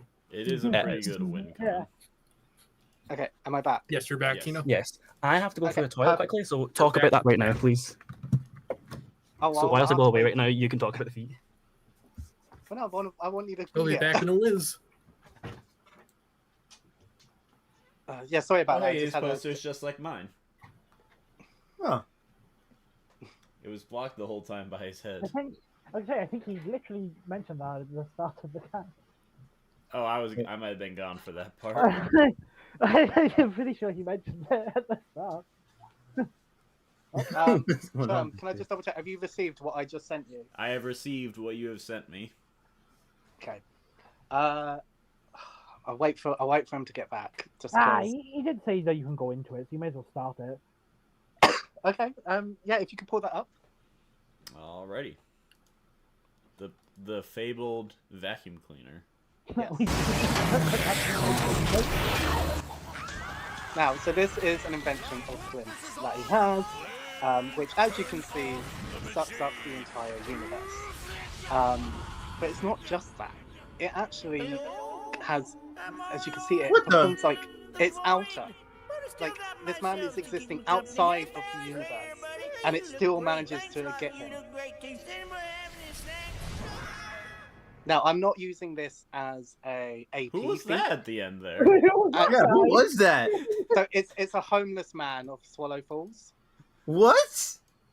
So does the homeless man survive the universe? Why were there 3 of him? So there's an invention of Flint's, which basically anything you put in it, it's multiplied by 3 on the other side. Why did he put the homeless man in there? Because he gave them out to everyone. Was he but like yeah, too basically- desperate for testing? He was like, I need someone to test this. No one will miss this homeless guy. Okay, so Flint turns people to Flint turns people to stone and performs human experimentation, and he's the hero of this franchise. Okay, Yeah. I'm But back. yeah, so Okay. basically, as you saw, it's not just. I thought that was I'm not God using for a this second when I saw the white beard and when the universe was destroyed. Well, So I'm not using this for AP, just because realistically, in a fight, this would basically end in a stalemate because nothing would be able to happen beyond that point. Is that how the That's show not- ends? well, that might be true. Wait, you gotta let me finish this because you actually missed the clip, and I don't know if you saw the end of the clip. But that I know what you're talking. that vacuum is outer. Oh, And Flint is able to survive that, and like all the characters within that show are fine by the next episode. Wait, is that how the episode ends? Yeah, that's the end of the episode, and then the next episode they're all Actually, completely fine. Wait, what happens Oh at my the God. what's with this? We need to dig into No. this a little bit. What's with this? There's like a little purple portal that Okay. shows up at the very end. Yeah, what- that's it being outer. Oh, Now, that's outer? Oh, okay, now, okay, here, I'm now, okay. I know Sharm's parents are watching this, so I don't want to go into like complete, versus terminology here. What is this thing that sucks up the Alright, homeless this is where I need to man start with 3 breaking out the heads? fucking. I need to hold on. Okay, wait. What is this? First of all, I'm gonna break this bit by bit.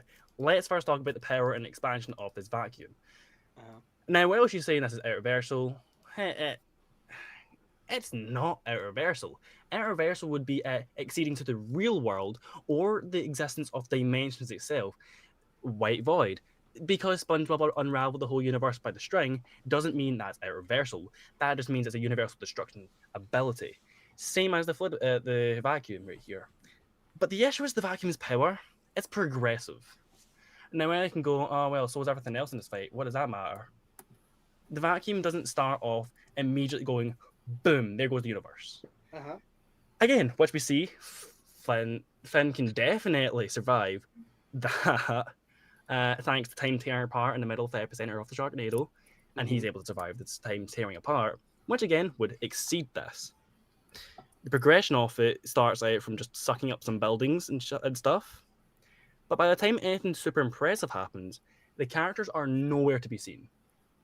This is a matter of like, again, the SpongeBob unraveling feat. If you guys, does everyone know that feat? Yeah, where SpongeBob unravels the universe, Yeah. but we can still hear him like laugh, and he just walks on screen.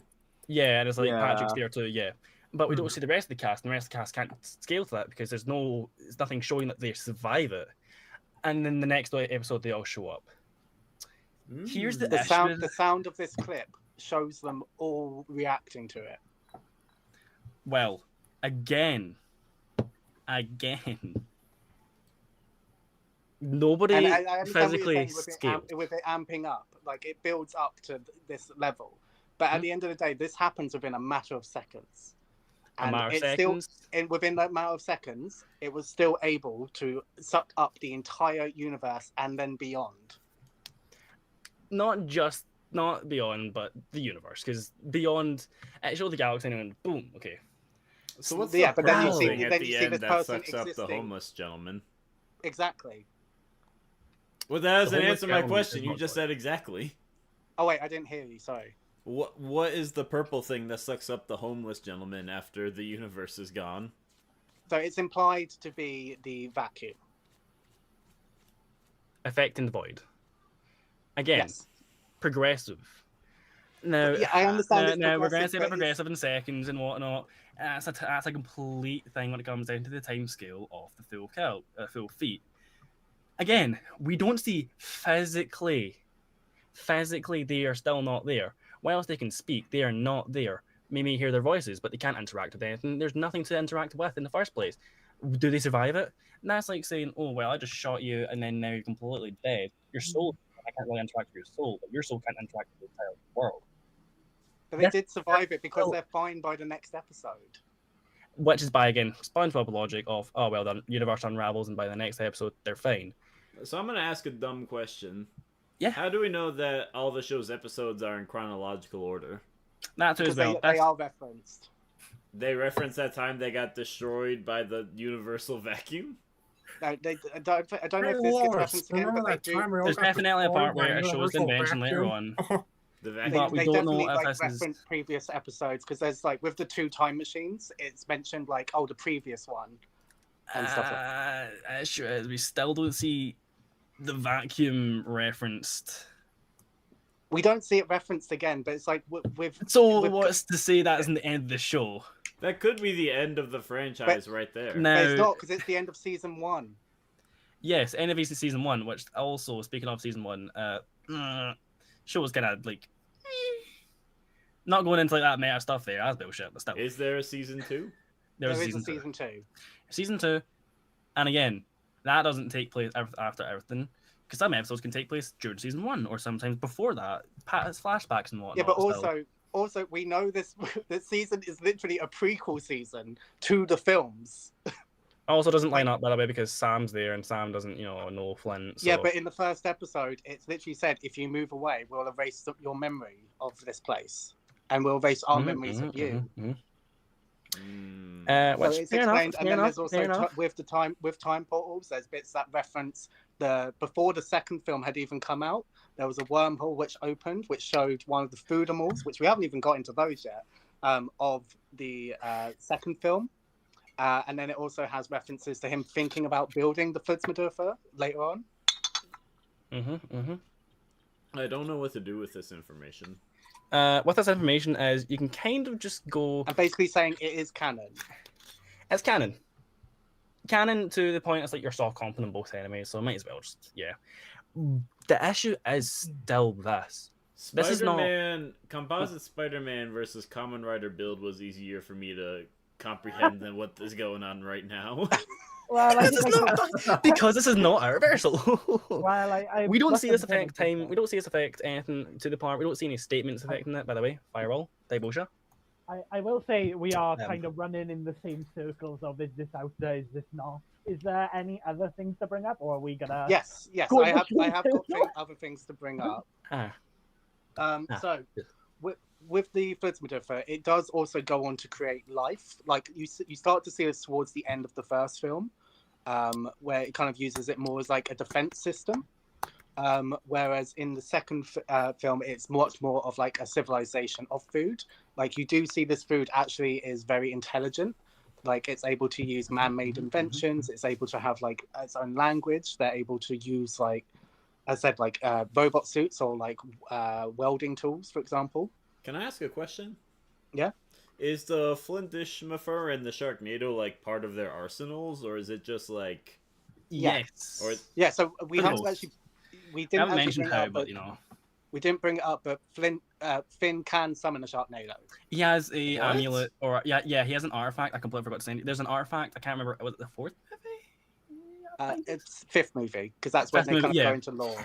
Yeah, that's when they start doing the staff. It's the same movie the staff comes from, I'm pretty sure, where he has an artifact. He just owns it now. That can summon a Sharknado right there, then to his person, pretty instantaneously.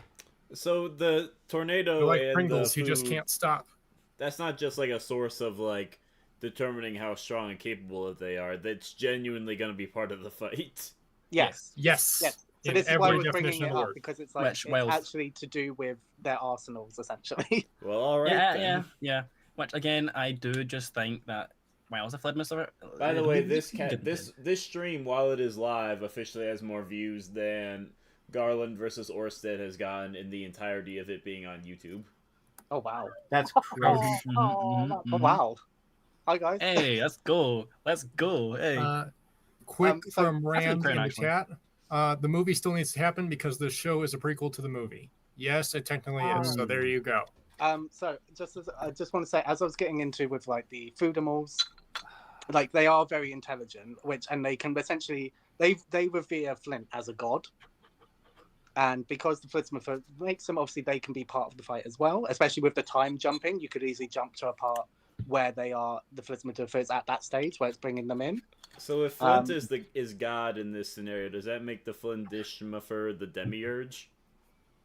Ooh, I was gonna say. And The second coming, but okay. The demiurge is the forge of creation, but Flint is the architect or something. Kind of. But Shem, can you bring up Flint 13 and then 14 in a moment? And not right now. You need it in a moment.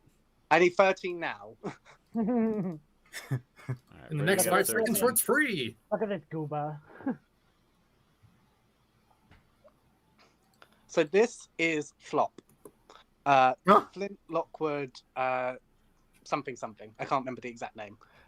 Basically, it is an invention which, you see it's got two parts to it. There's the little fish thing, which is emitting like a radar. And then there's the thing that's with all the lights and pictures on it. Basically, for the picture, whichever picture is lit up, that fish-shaped thing emits a signal which basically pulls them towards it.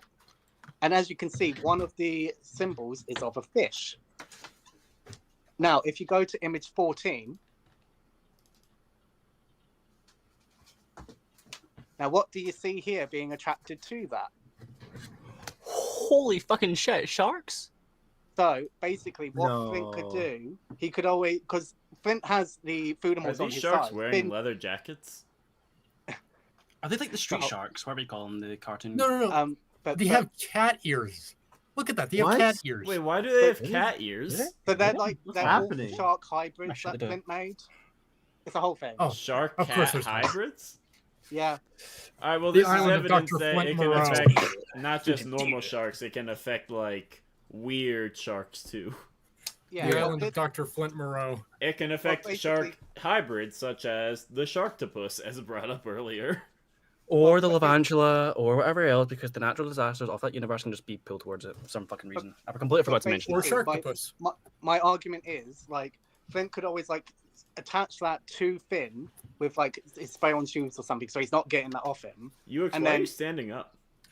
I have. Keep going. I've got. Yeah, I something was to gonna say, bring up. I'm really getting into this argument. I want to finish it. Yeah, no. I'm doing this while sure. Yeah. Because basically he could always like attach that to Finn, who wouldn't be able to get it off of him, and then basically because Flint has the shark, the food animals on his side. Do you know what I mean? Like they will help him out. Like sure, the weather itself may not be, but they will help him. The sharks don't follow Finn. They're not going to help him at all. And if anything, he can keep the sharks away from himself and focus on Finn. No. All right. As your argument. Yeah, that's Yeah, the that'd be main rich. gist of it. Okay. All right. I don't think that's a really fun, specific interaction. I do have a It's question. a dumb about how interaction. that It's works, such a because dumb it interaction. seems like he has a device that can repel sharks. But aren't the sharks caught in like a tornado? Don't they like have limited control over what direction they're going in the first place? They kind of just go in a straight line, to be fair. They kind of get flung, like get curveballed. The thing is with that, I mean, they do chase people when they're on the ground. that's true, yeah. That is true, yeah. So, and just how many there would be, it would be quite a lot of sharks going towards them. Yeah. Hmm. I will now. I think I can just start the general summary as to how this is going to be long. So it's going to be a long sort of session of me talking. Is this final argument or is this something I wouldn't say else? our final argument. This is like a counterpoint to basically nearly everything I can mention. So again, All right. we're talking about shark attraction. Finn's luck just completely repels sharks. I mean, he stands still and like sharks go flying towards him. He just stands there and they all completely avoid him. Shark attraction, whilst he is also naturally attracted to the shark, not in that way. The Sharknado's always Sharknadoes always just seem to find you always seem to find them because not how fate goes, but just that's how universe law is. He still seems to avoid it. He's also quick enough to do it, which comes to my main point on everything that's been said about the vacuum. I'm still gonna have to go back to that. If they could survive the vacuum, why were they so easily sucked up at the start when I was only sucking in buildings? And why was that? And if they were strong enough to even survive it, where are their physical bodies? But the main crux here is, yes, Finn may not have full control over the Sharknado. He can just summon more and he can completely adapt. He's still going to be infinitely faster than Flint, meaning anything that he has as a win con or as an ability, Flint just cannot keep up with him by one bit, and that's speed. Strength, durability, that can go to Finn as well. Finn just naturally is a stronger human being. Speed-wise, again, completely in tandem to time tearing apart, and also attacks going and sharks flying from time stream to time stream, immeasurable speeds, which we have yet to see Flint even match. Durability, surviving time tearing apart, not even the timeline tearing apart, not even the timeline being destroyed. Time tearing apart, that's all of time, not just that specific period of time, like this bit to this bit. That's still an infinite scale of being torn apart. Not only is there that, Finn is far more experienced because he's been against thousands of sharks at once. His arsenal is going to be able to just cut through a lot of Flints. And again, no matter how he cut it, Flint is not going to see what's going to come to him when Finn just comes right towards him and cuts him in two with a laser chainsaw, Excalibur, the Holy Chainsaw, or just completely rips him in two, which he just could. So I'm sorry. I didn't mean to interrupt you. What were you saying? No, you're good. No, you can go. I just a couple of clarifying questions because this is kind of final argumenting, so I'm trying to figure out a couple of things that determine some factors for me. Yeah. Flint has a flying car. I know he fights sharks in a tornado, but does Finn actually have a way to fly or fight flying opponents besides just shooting them? Yeah, his mech suit can fly. He has a jetpack. He also has. Right. Okay. He also can just. He's also just very good at the surroundings. So, again, you can just. Obviously, we have the flying car can survive a storm chases him. Okay. Flint can just ride a shark towards him. Honestly, that would just be funny as fuck. Right. But again, jetpack, mech suit, a lot of cars that he has, and some are even able to fly as well. Somehow, question the writers. Another question I had: can the Flindishmaffer just, if it turns water into food, can it just turn the Sharknado into not a water tornado anymore? Yes. If it manipulates clouds directly, the Sharknado is made of clouds. Can he just make the tornado not a thing There's only anymore? so much that can handle. I think it's only so much it can handle, but it could separate the tornado part, yes, because that is cloud. So all the sharks would basically be again flopping on the ground or falling out of the sky without the tornado moving them around. So yes, it would partially get rid of it. I think which is then true. Something else I want to mention about the Phasmatiffer versus Sharknado interaction is, so we kind of discussed obviously for Finn to get to his level of max potential in terms of the storm itself, he has to actively break his time manipulation machine that he's got. Finn oh my god, sorry, one sec.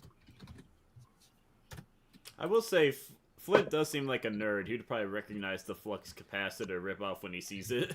He'd be it's a Back to the Future time machine. He's so intelligent. This is the thing. I feel like that's not something we brought up that much really in this fight. But Flint is easily 1,000 times more intelligent than Finn is. That I can agree on. But Finn is very much I'm gonna run at it and it's gonna work. Whereas but basically, Flint, when he destroys the Phasmatiffer, I don't know if you remember towards the start, I said that he used to spray on shoes to make the Phasmatiffer explode. Now, we already saw that storm covered the entire planet. And it basically wiped out all of those clouds within a matter of seconds. The entire point of the fourth film of Sharknado is that there are inventions that send out wave-like pulses that disperse Sharknado clouds specifically.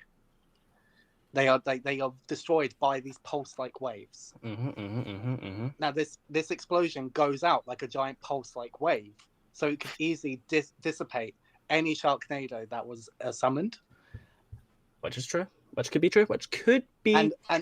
And Flint himself was at the epicenter of this explosion when it happened.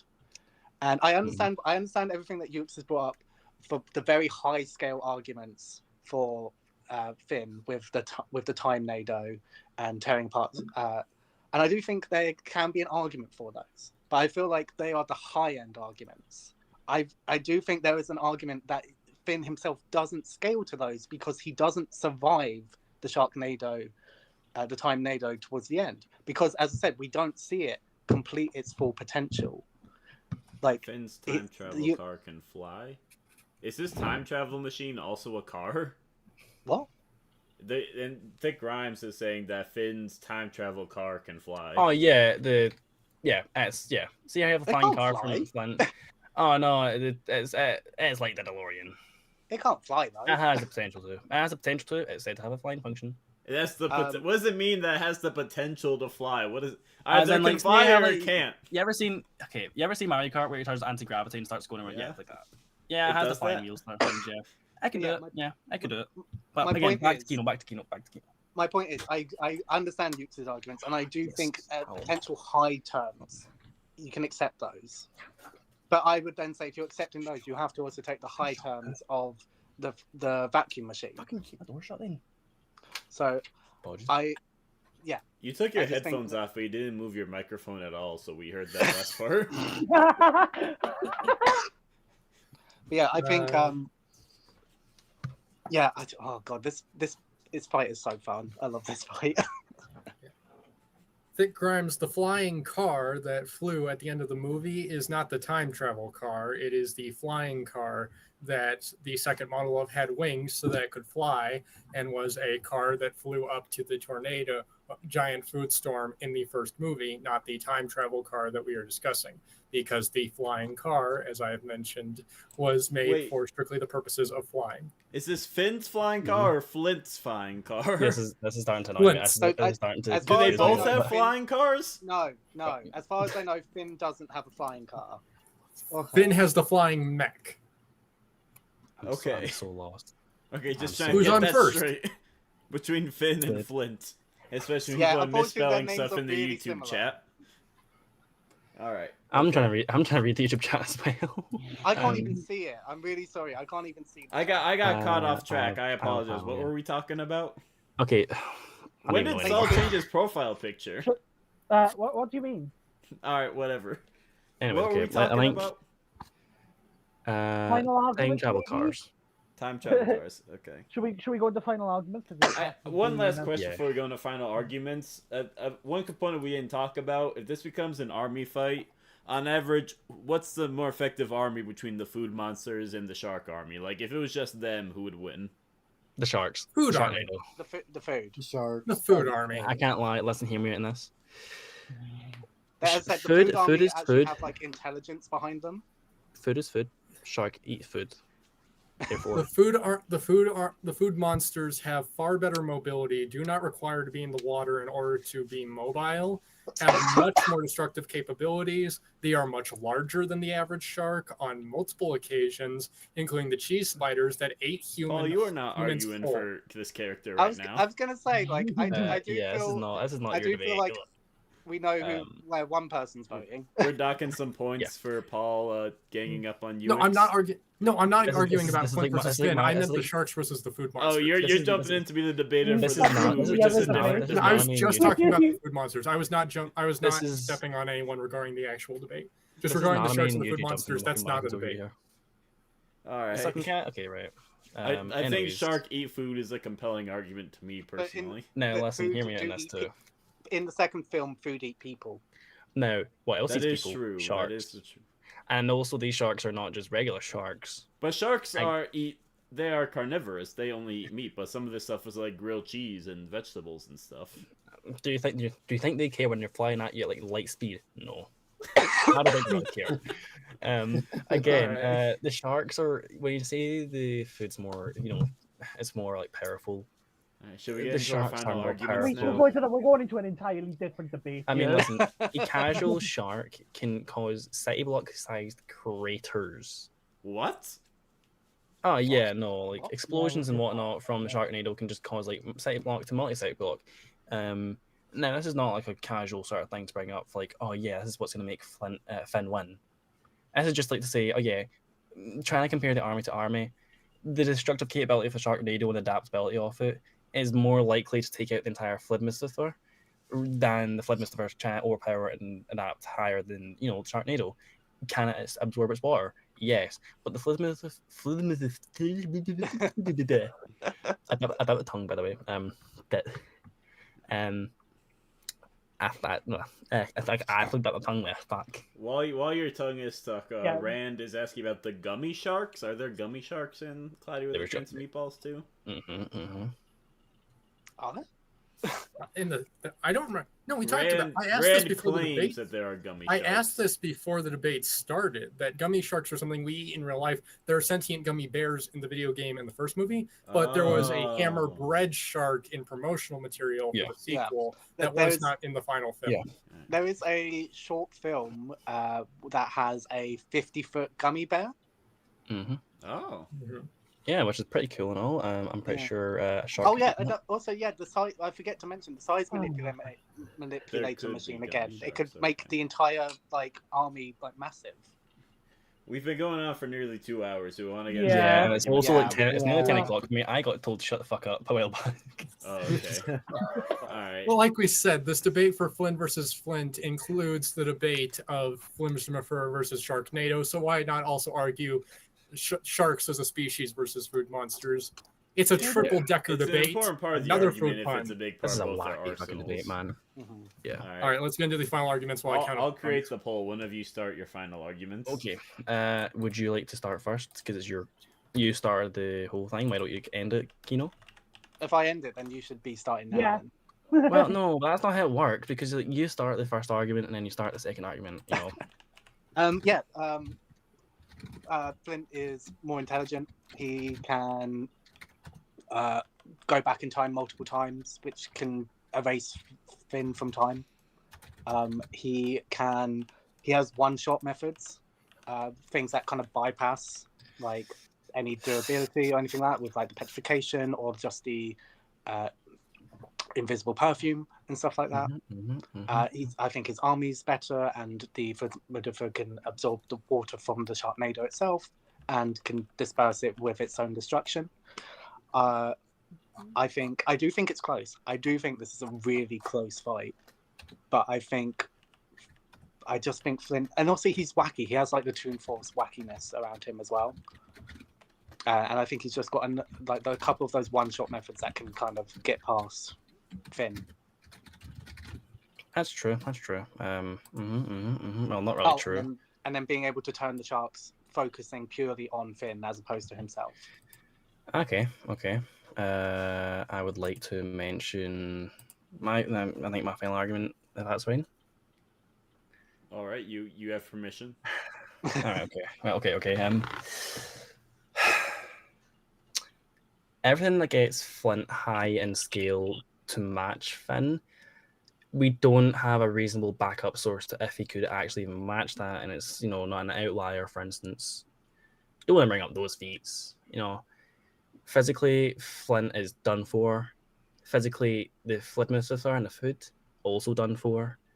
We have yet to see a counter for Finn just being way faster.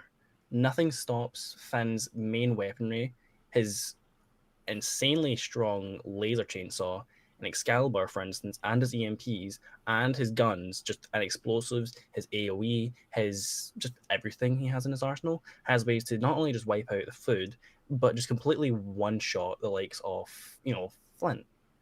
Flint not only is not strong enough as a human, which for him to get all his win cons off, he has to be fast enough to even shoot it and get a hit on Finn, which Finn's too fast and he's too strong to even be held in a single place.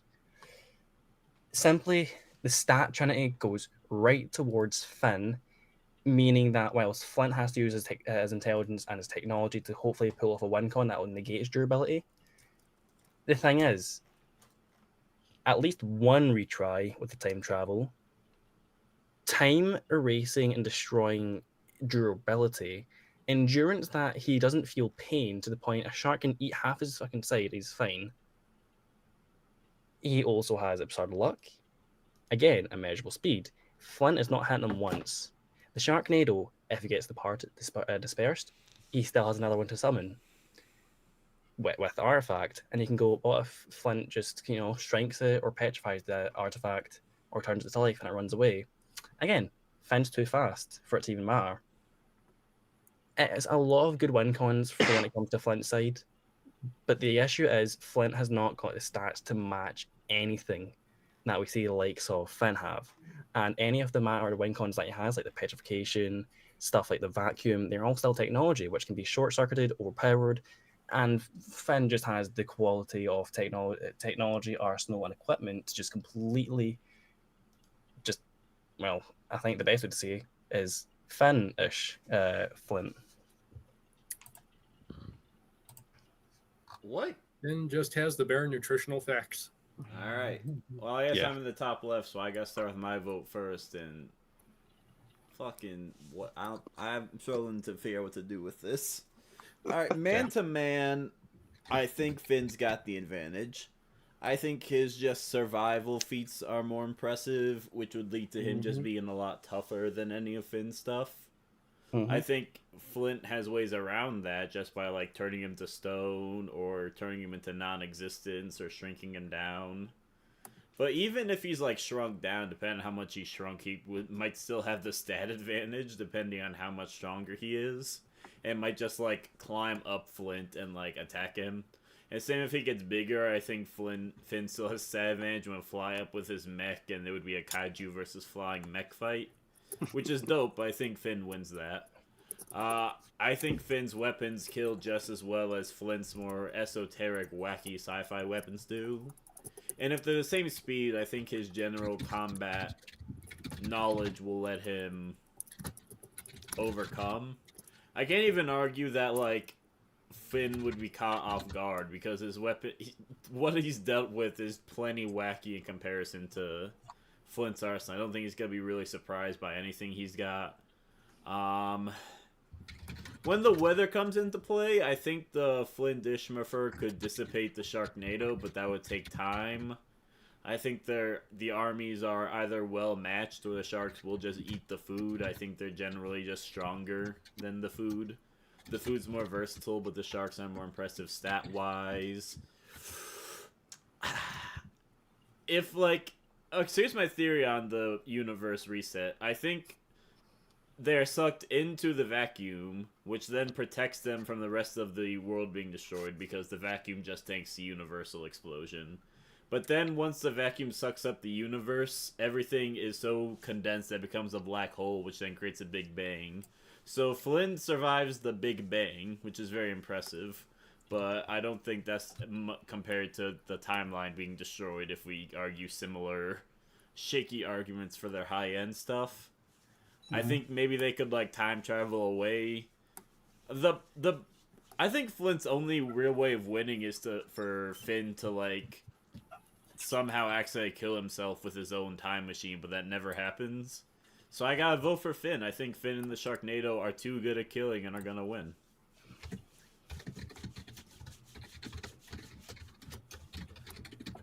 Saul, do you have an opinion? Fair enough. I always have an opinion. Always has an opinion on something. Always. Always. That's my entire deal. But yeah, what was this debate? What was this cast? I feel like, I mean, I've debated for some confusing characters, but bloody hell have I been just listening along. Stats is weird. I think I'll just talk about that for a minute, because I particularly don't feel like I buy either of their high ends.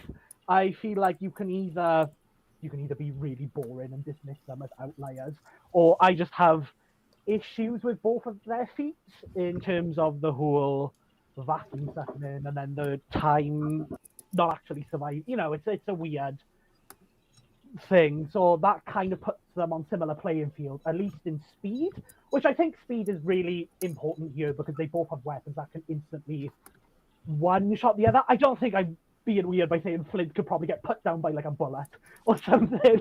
No, But I think you're right. Flint definitely has the versatility and intelligence advantage, and he has a lot of ways that he can shut down a lot of Finn's weapons.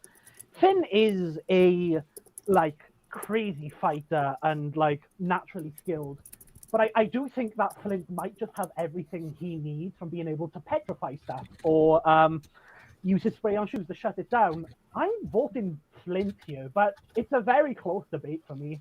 A lot closer than I thought it was going to be, so good job to both of you. I will say one thought I had that I forgot to say was I think the spray on shoes hard counters the chainsaw would gum up the works and make it stop working. But then Finn just has multiple chainsaws, and that trick wouldn't work more than once. One of the other things that I actually brought up, because I've been on my phone taking notes this entire cast, so I could get a really informed decision.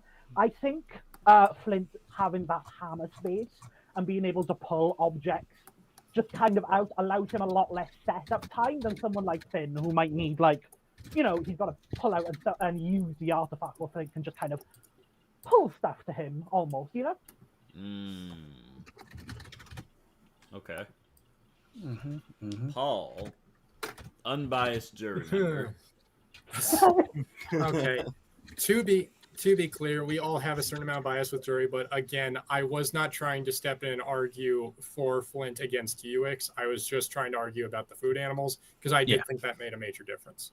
Regarding the primary debate here, I do think it is very close in a lot of factors, just from the sheer factor of they have so much to throw at each other, but I'm going to be that guy, which I tend to do a lot, and pull in a factor that I don't really think was discussed much, but could be something I'm reading into too much, is Finn has been through a lot. He has seen a lot in his time, and he's very familiar with all of this. However, I'm going to go to the Ghostface versus Fisherman argument. He's never seen a food tornado before, and he has never fought or met someone like Flint before. And even with his incredible luck and skills, sensory overload and dealing with all of this coming at him at once while being in a hybrid tornado of food and sharks and dealing with all of Flint's gadgets at once, even with throwing out an EMP or something, it's something that I don't think he has the multitasking capabilities to keep up with permanently or long enough to survive the fight. Flint is an excellent multitasker. He has handled lots of different tasks at once when throwing together inventions or trying to solve things or get his dad to deliver an email while hopping across French fry logs. He is really good at handling a lot of information and a lot of tasks at once because of his hyperactive mobility and sensories.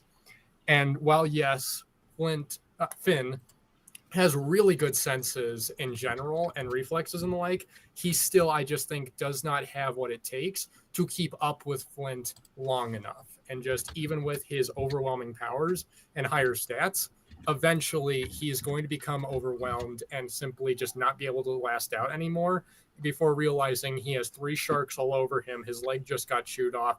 There is a burger on his head, and Flint is running at him with a giant ice making machine. So with all of those factors in mind, I do think Flint would win more often than not, and I put my vote with Flint and the Flimsmifer for this debate. All right, that's 2 for Flint, 1 for Finn. Moloch, what do Finn you would think? just have too much on his plate. Okay. What number is that now? It's 35. 35. Jesus. 35, All yes. right. Well, I think in this one, because I came in mostly knowing about Flint Lockwood, and believe it or not, I even watched his show back when it was airing on Cartoon Network. I definitely was, least to say, surprised about the damn sharks. All right, I didn't think they were gonna be. I knew they were gonna travel through time. I didn't know about any of this. It was crazy. All right, you blew my mind, UX. Okay, you blew my mind. So you should be proud of that. Yep. And I think, if I'm being honest, I believe the opposite of was it Paul or Saul who just spoke? Was it Paul or Paul. Saul? Paul. Okay, Yeah. good. It's easy to get confused with the all. Yeah. Saul. Paul and Yeah, Saul, so- they're all wrong. Gotta call Paul. Better call Anyway, Paul. Better call Better Paul. Call Paul, my favorite movie. I think that I disagree because, like Ewix was saying, Finn is like the standard Hollywood action man. Yeah, he's never seen a food tornado before, but like, would that really stun him? This guy has been fighting time traveling sharks. All right, he has a mech with a jetpack on it. I think he's gonna see the food tornado and be like, okay, so it's Wednesday now. All right, let me go get my stuff and get ready for this. Like, I don't think it's going to surprise him or shock him all that much. I think he's just going to jump right in. Well, And- it's just a food tornado, Yeah. yes, but it's not just a food It basically tornado. is because, again, I don't buy that the food monsters are beating those fucking sharks. I'm They're sorry for sharks, the come on. F-bomb, Relevant but to I the don't buy major it. debate of this. I Do think- not vote against me just because you disagree on the smallest debate in this cast. Let him vote. Let him But- vote.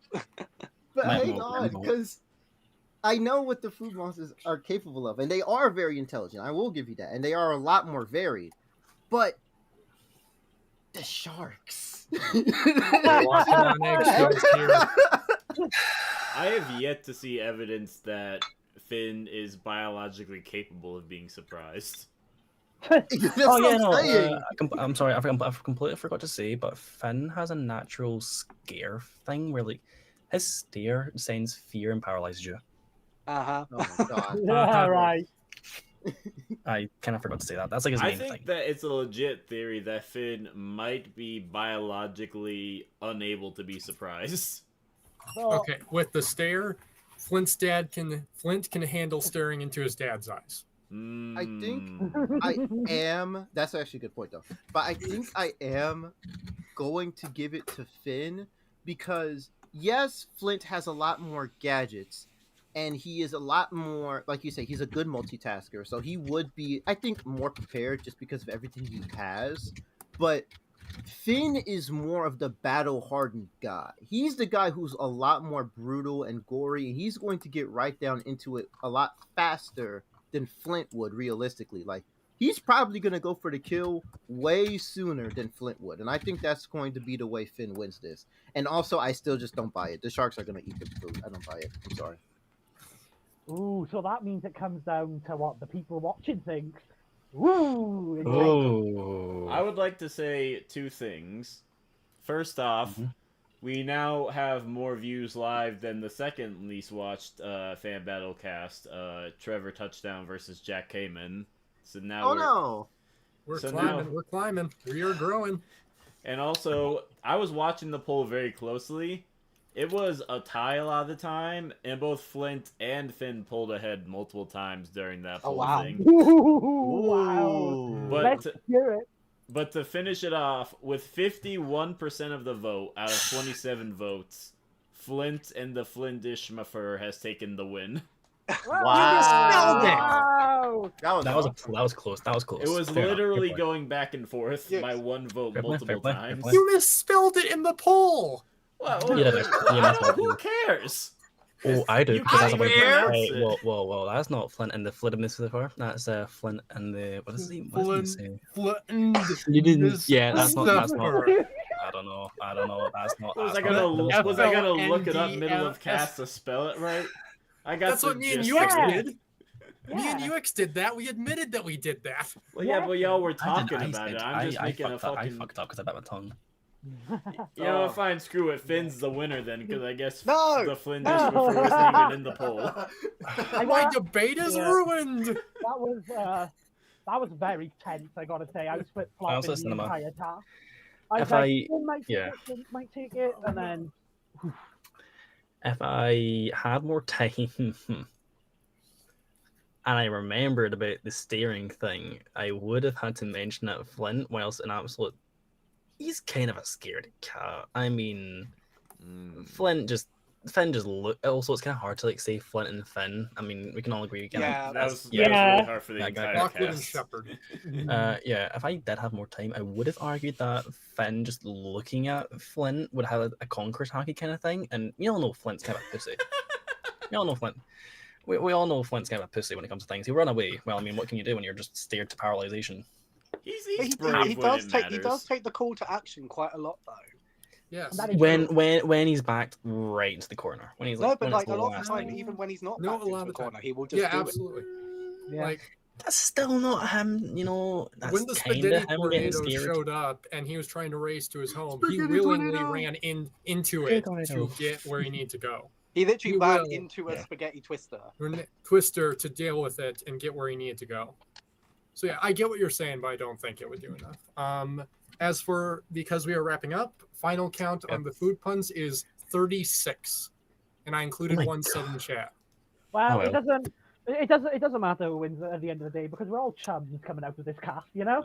Yeah. Yeah. Very And we soon. gave the I audience the count full this force. cast as I count this cast as my first loss, and it was a close one. So I'll take that. Yeah. That was It fair was enough. very close. It was even closer than the one we had. So well Well, done. Yeah. This is my first ever time debating, so You did an excellent Ooh. job, Kino. Yeah, you Fair did. enough. You clearly For your first dish, you Yeah. cooked up a great meal. you clearly showed your knowledge. God. Yeah, you fought tooth and nail for this one. thank you. Even There was even like- more there than was- just There even was more than literally just there good was a point debating. where I was like, I mean, I guess you can say Finn got sent in fire by some Flint and steel. Oh my God. Even more than End the debating. cast. End the No, cast. you know, All right, we'll see y'all later, guys. It's been a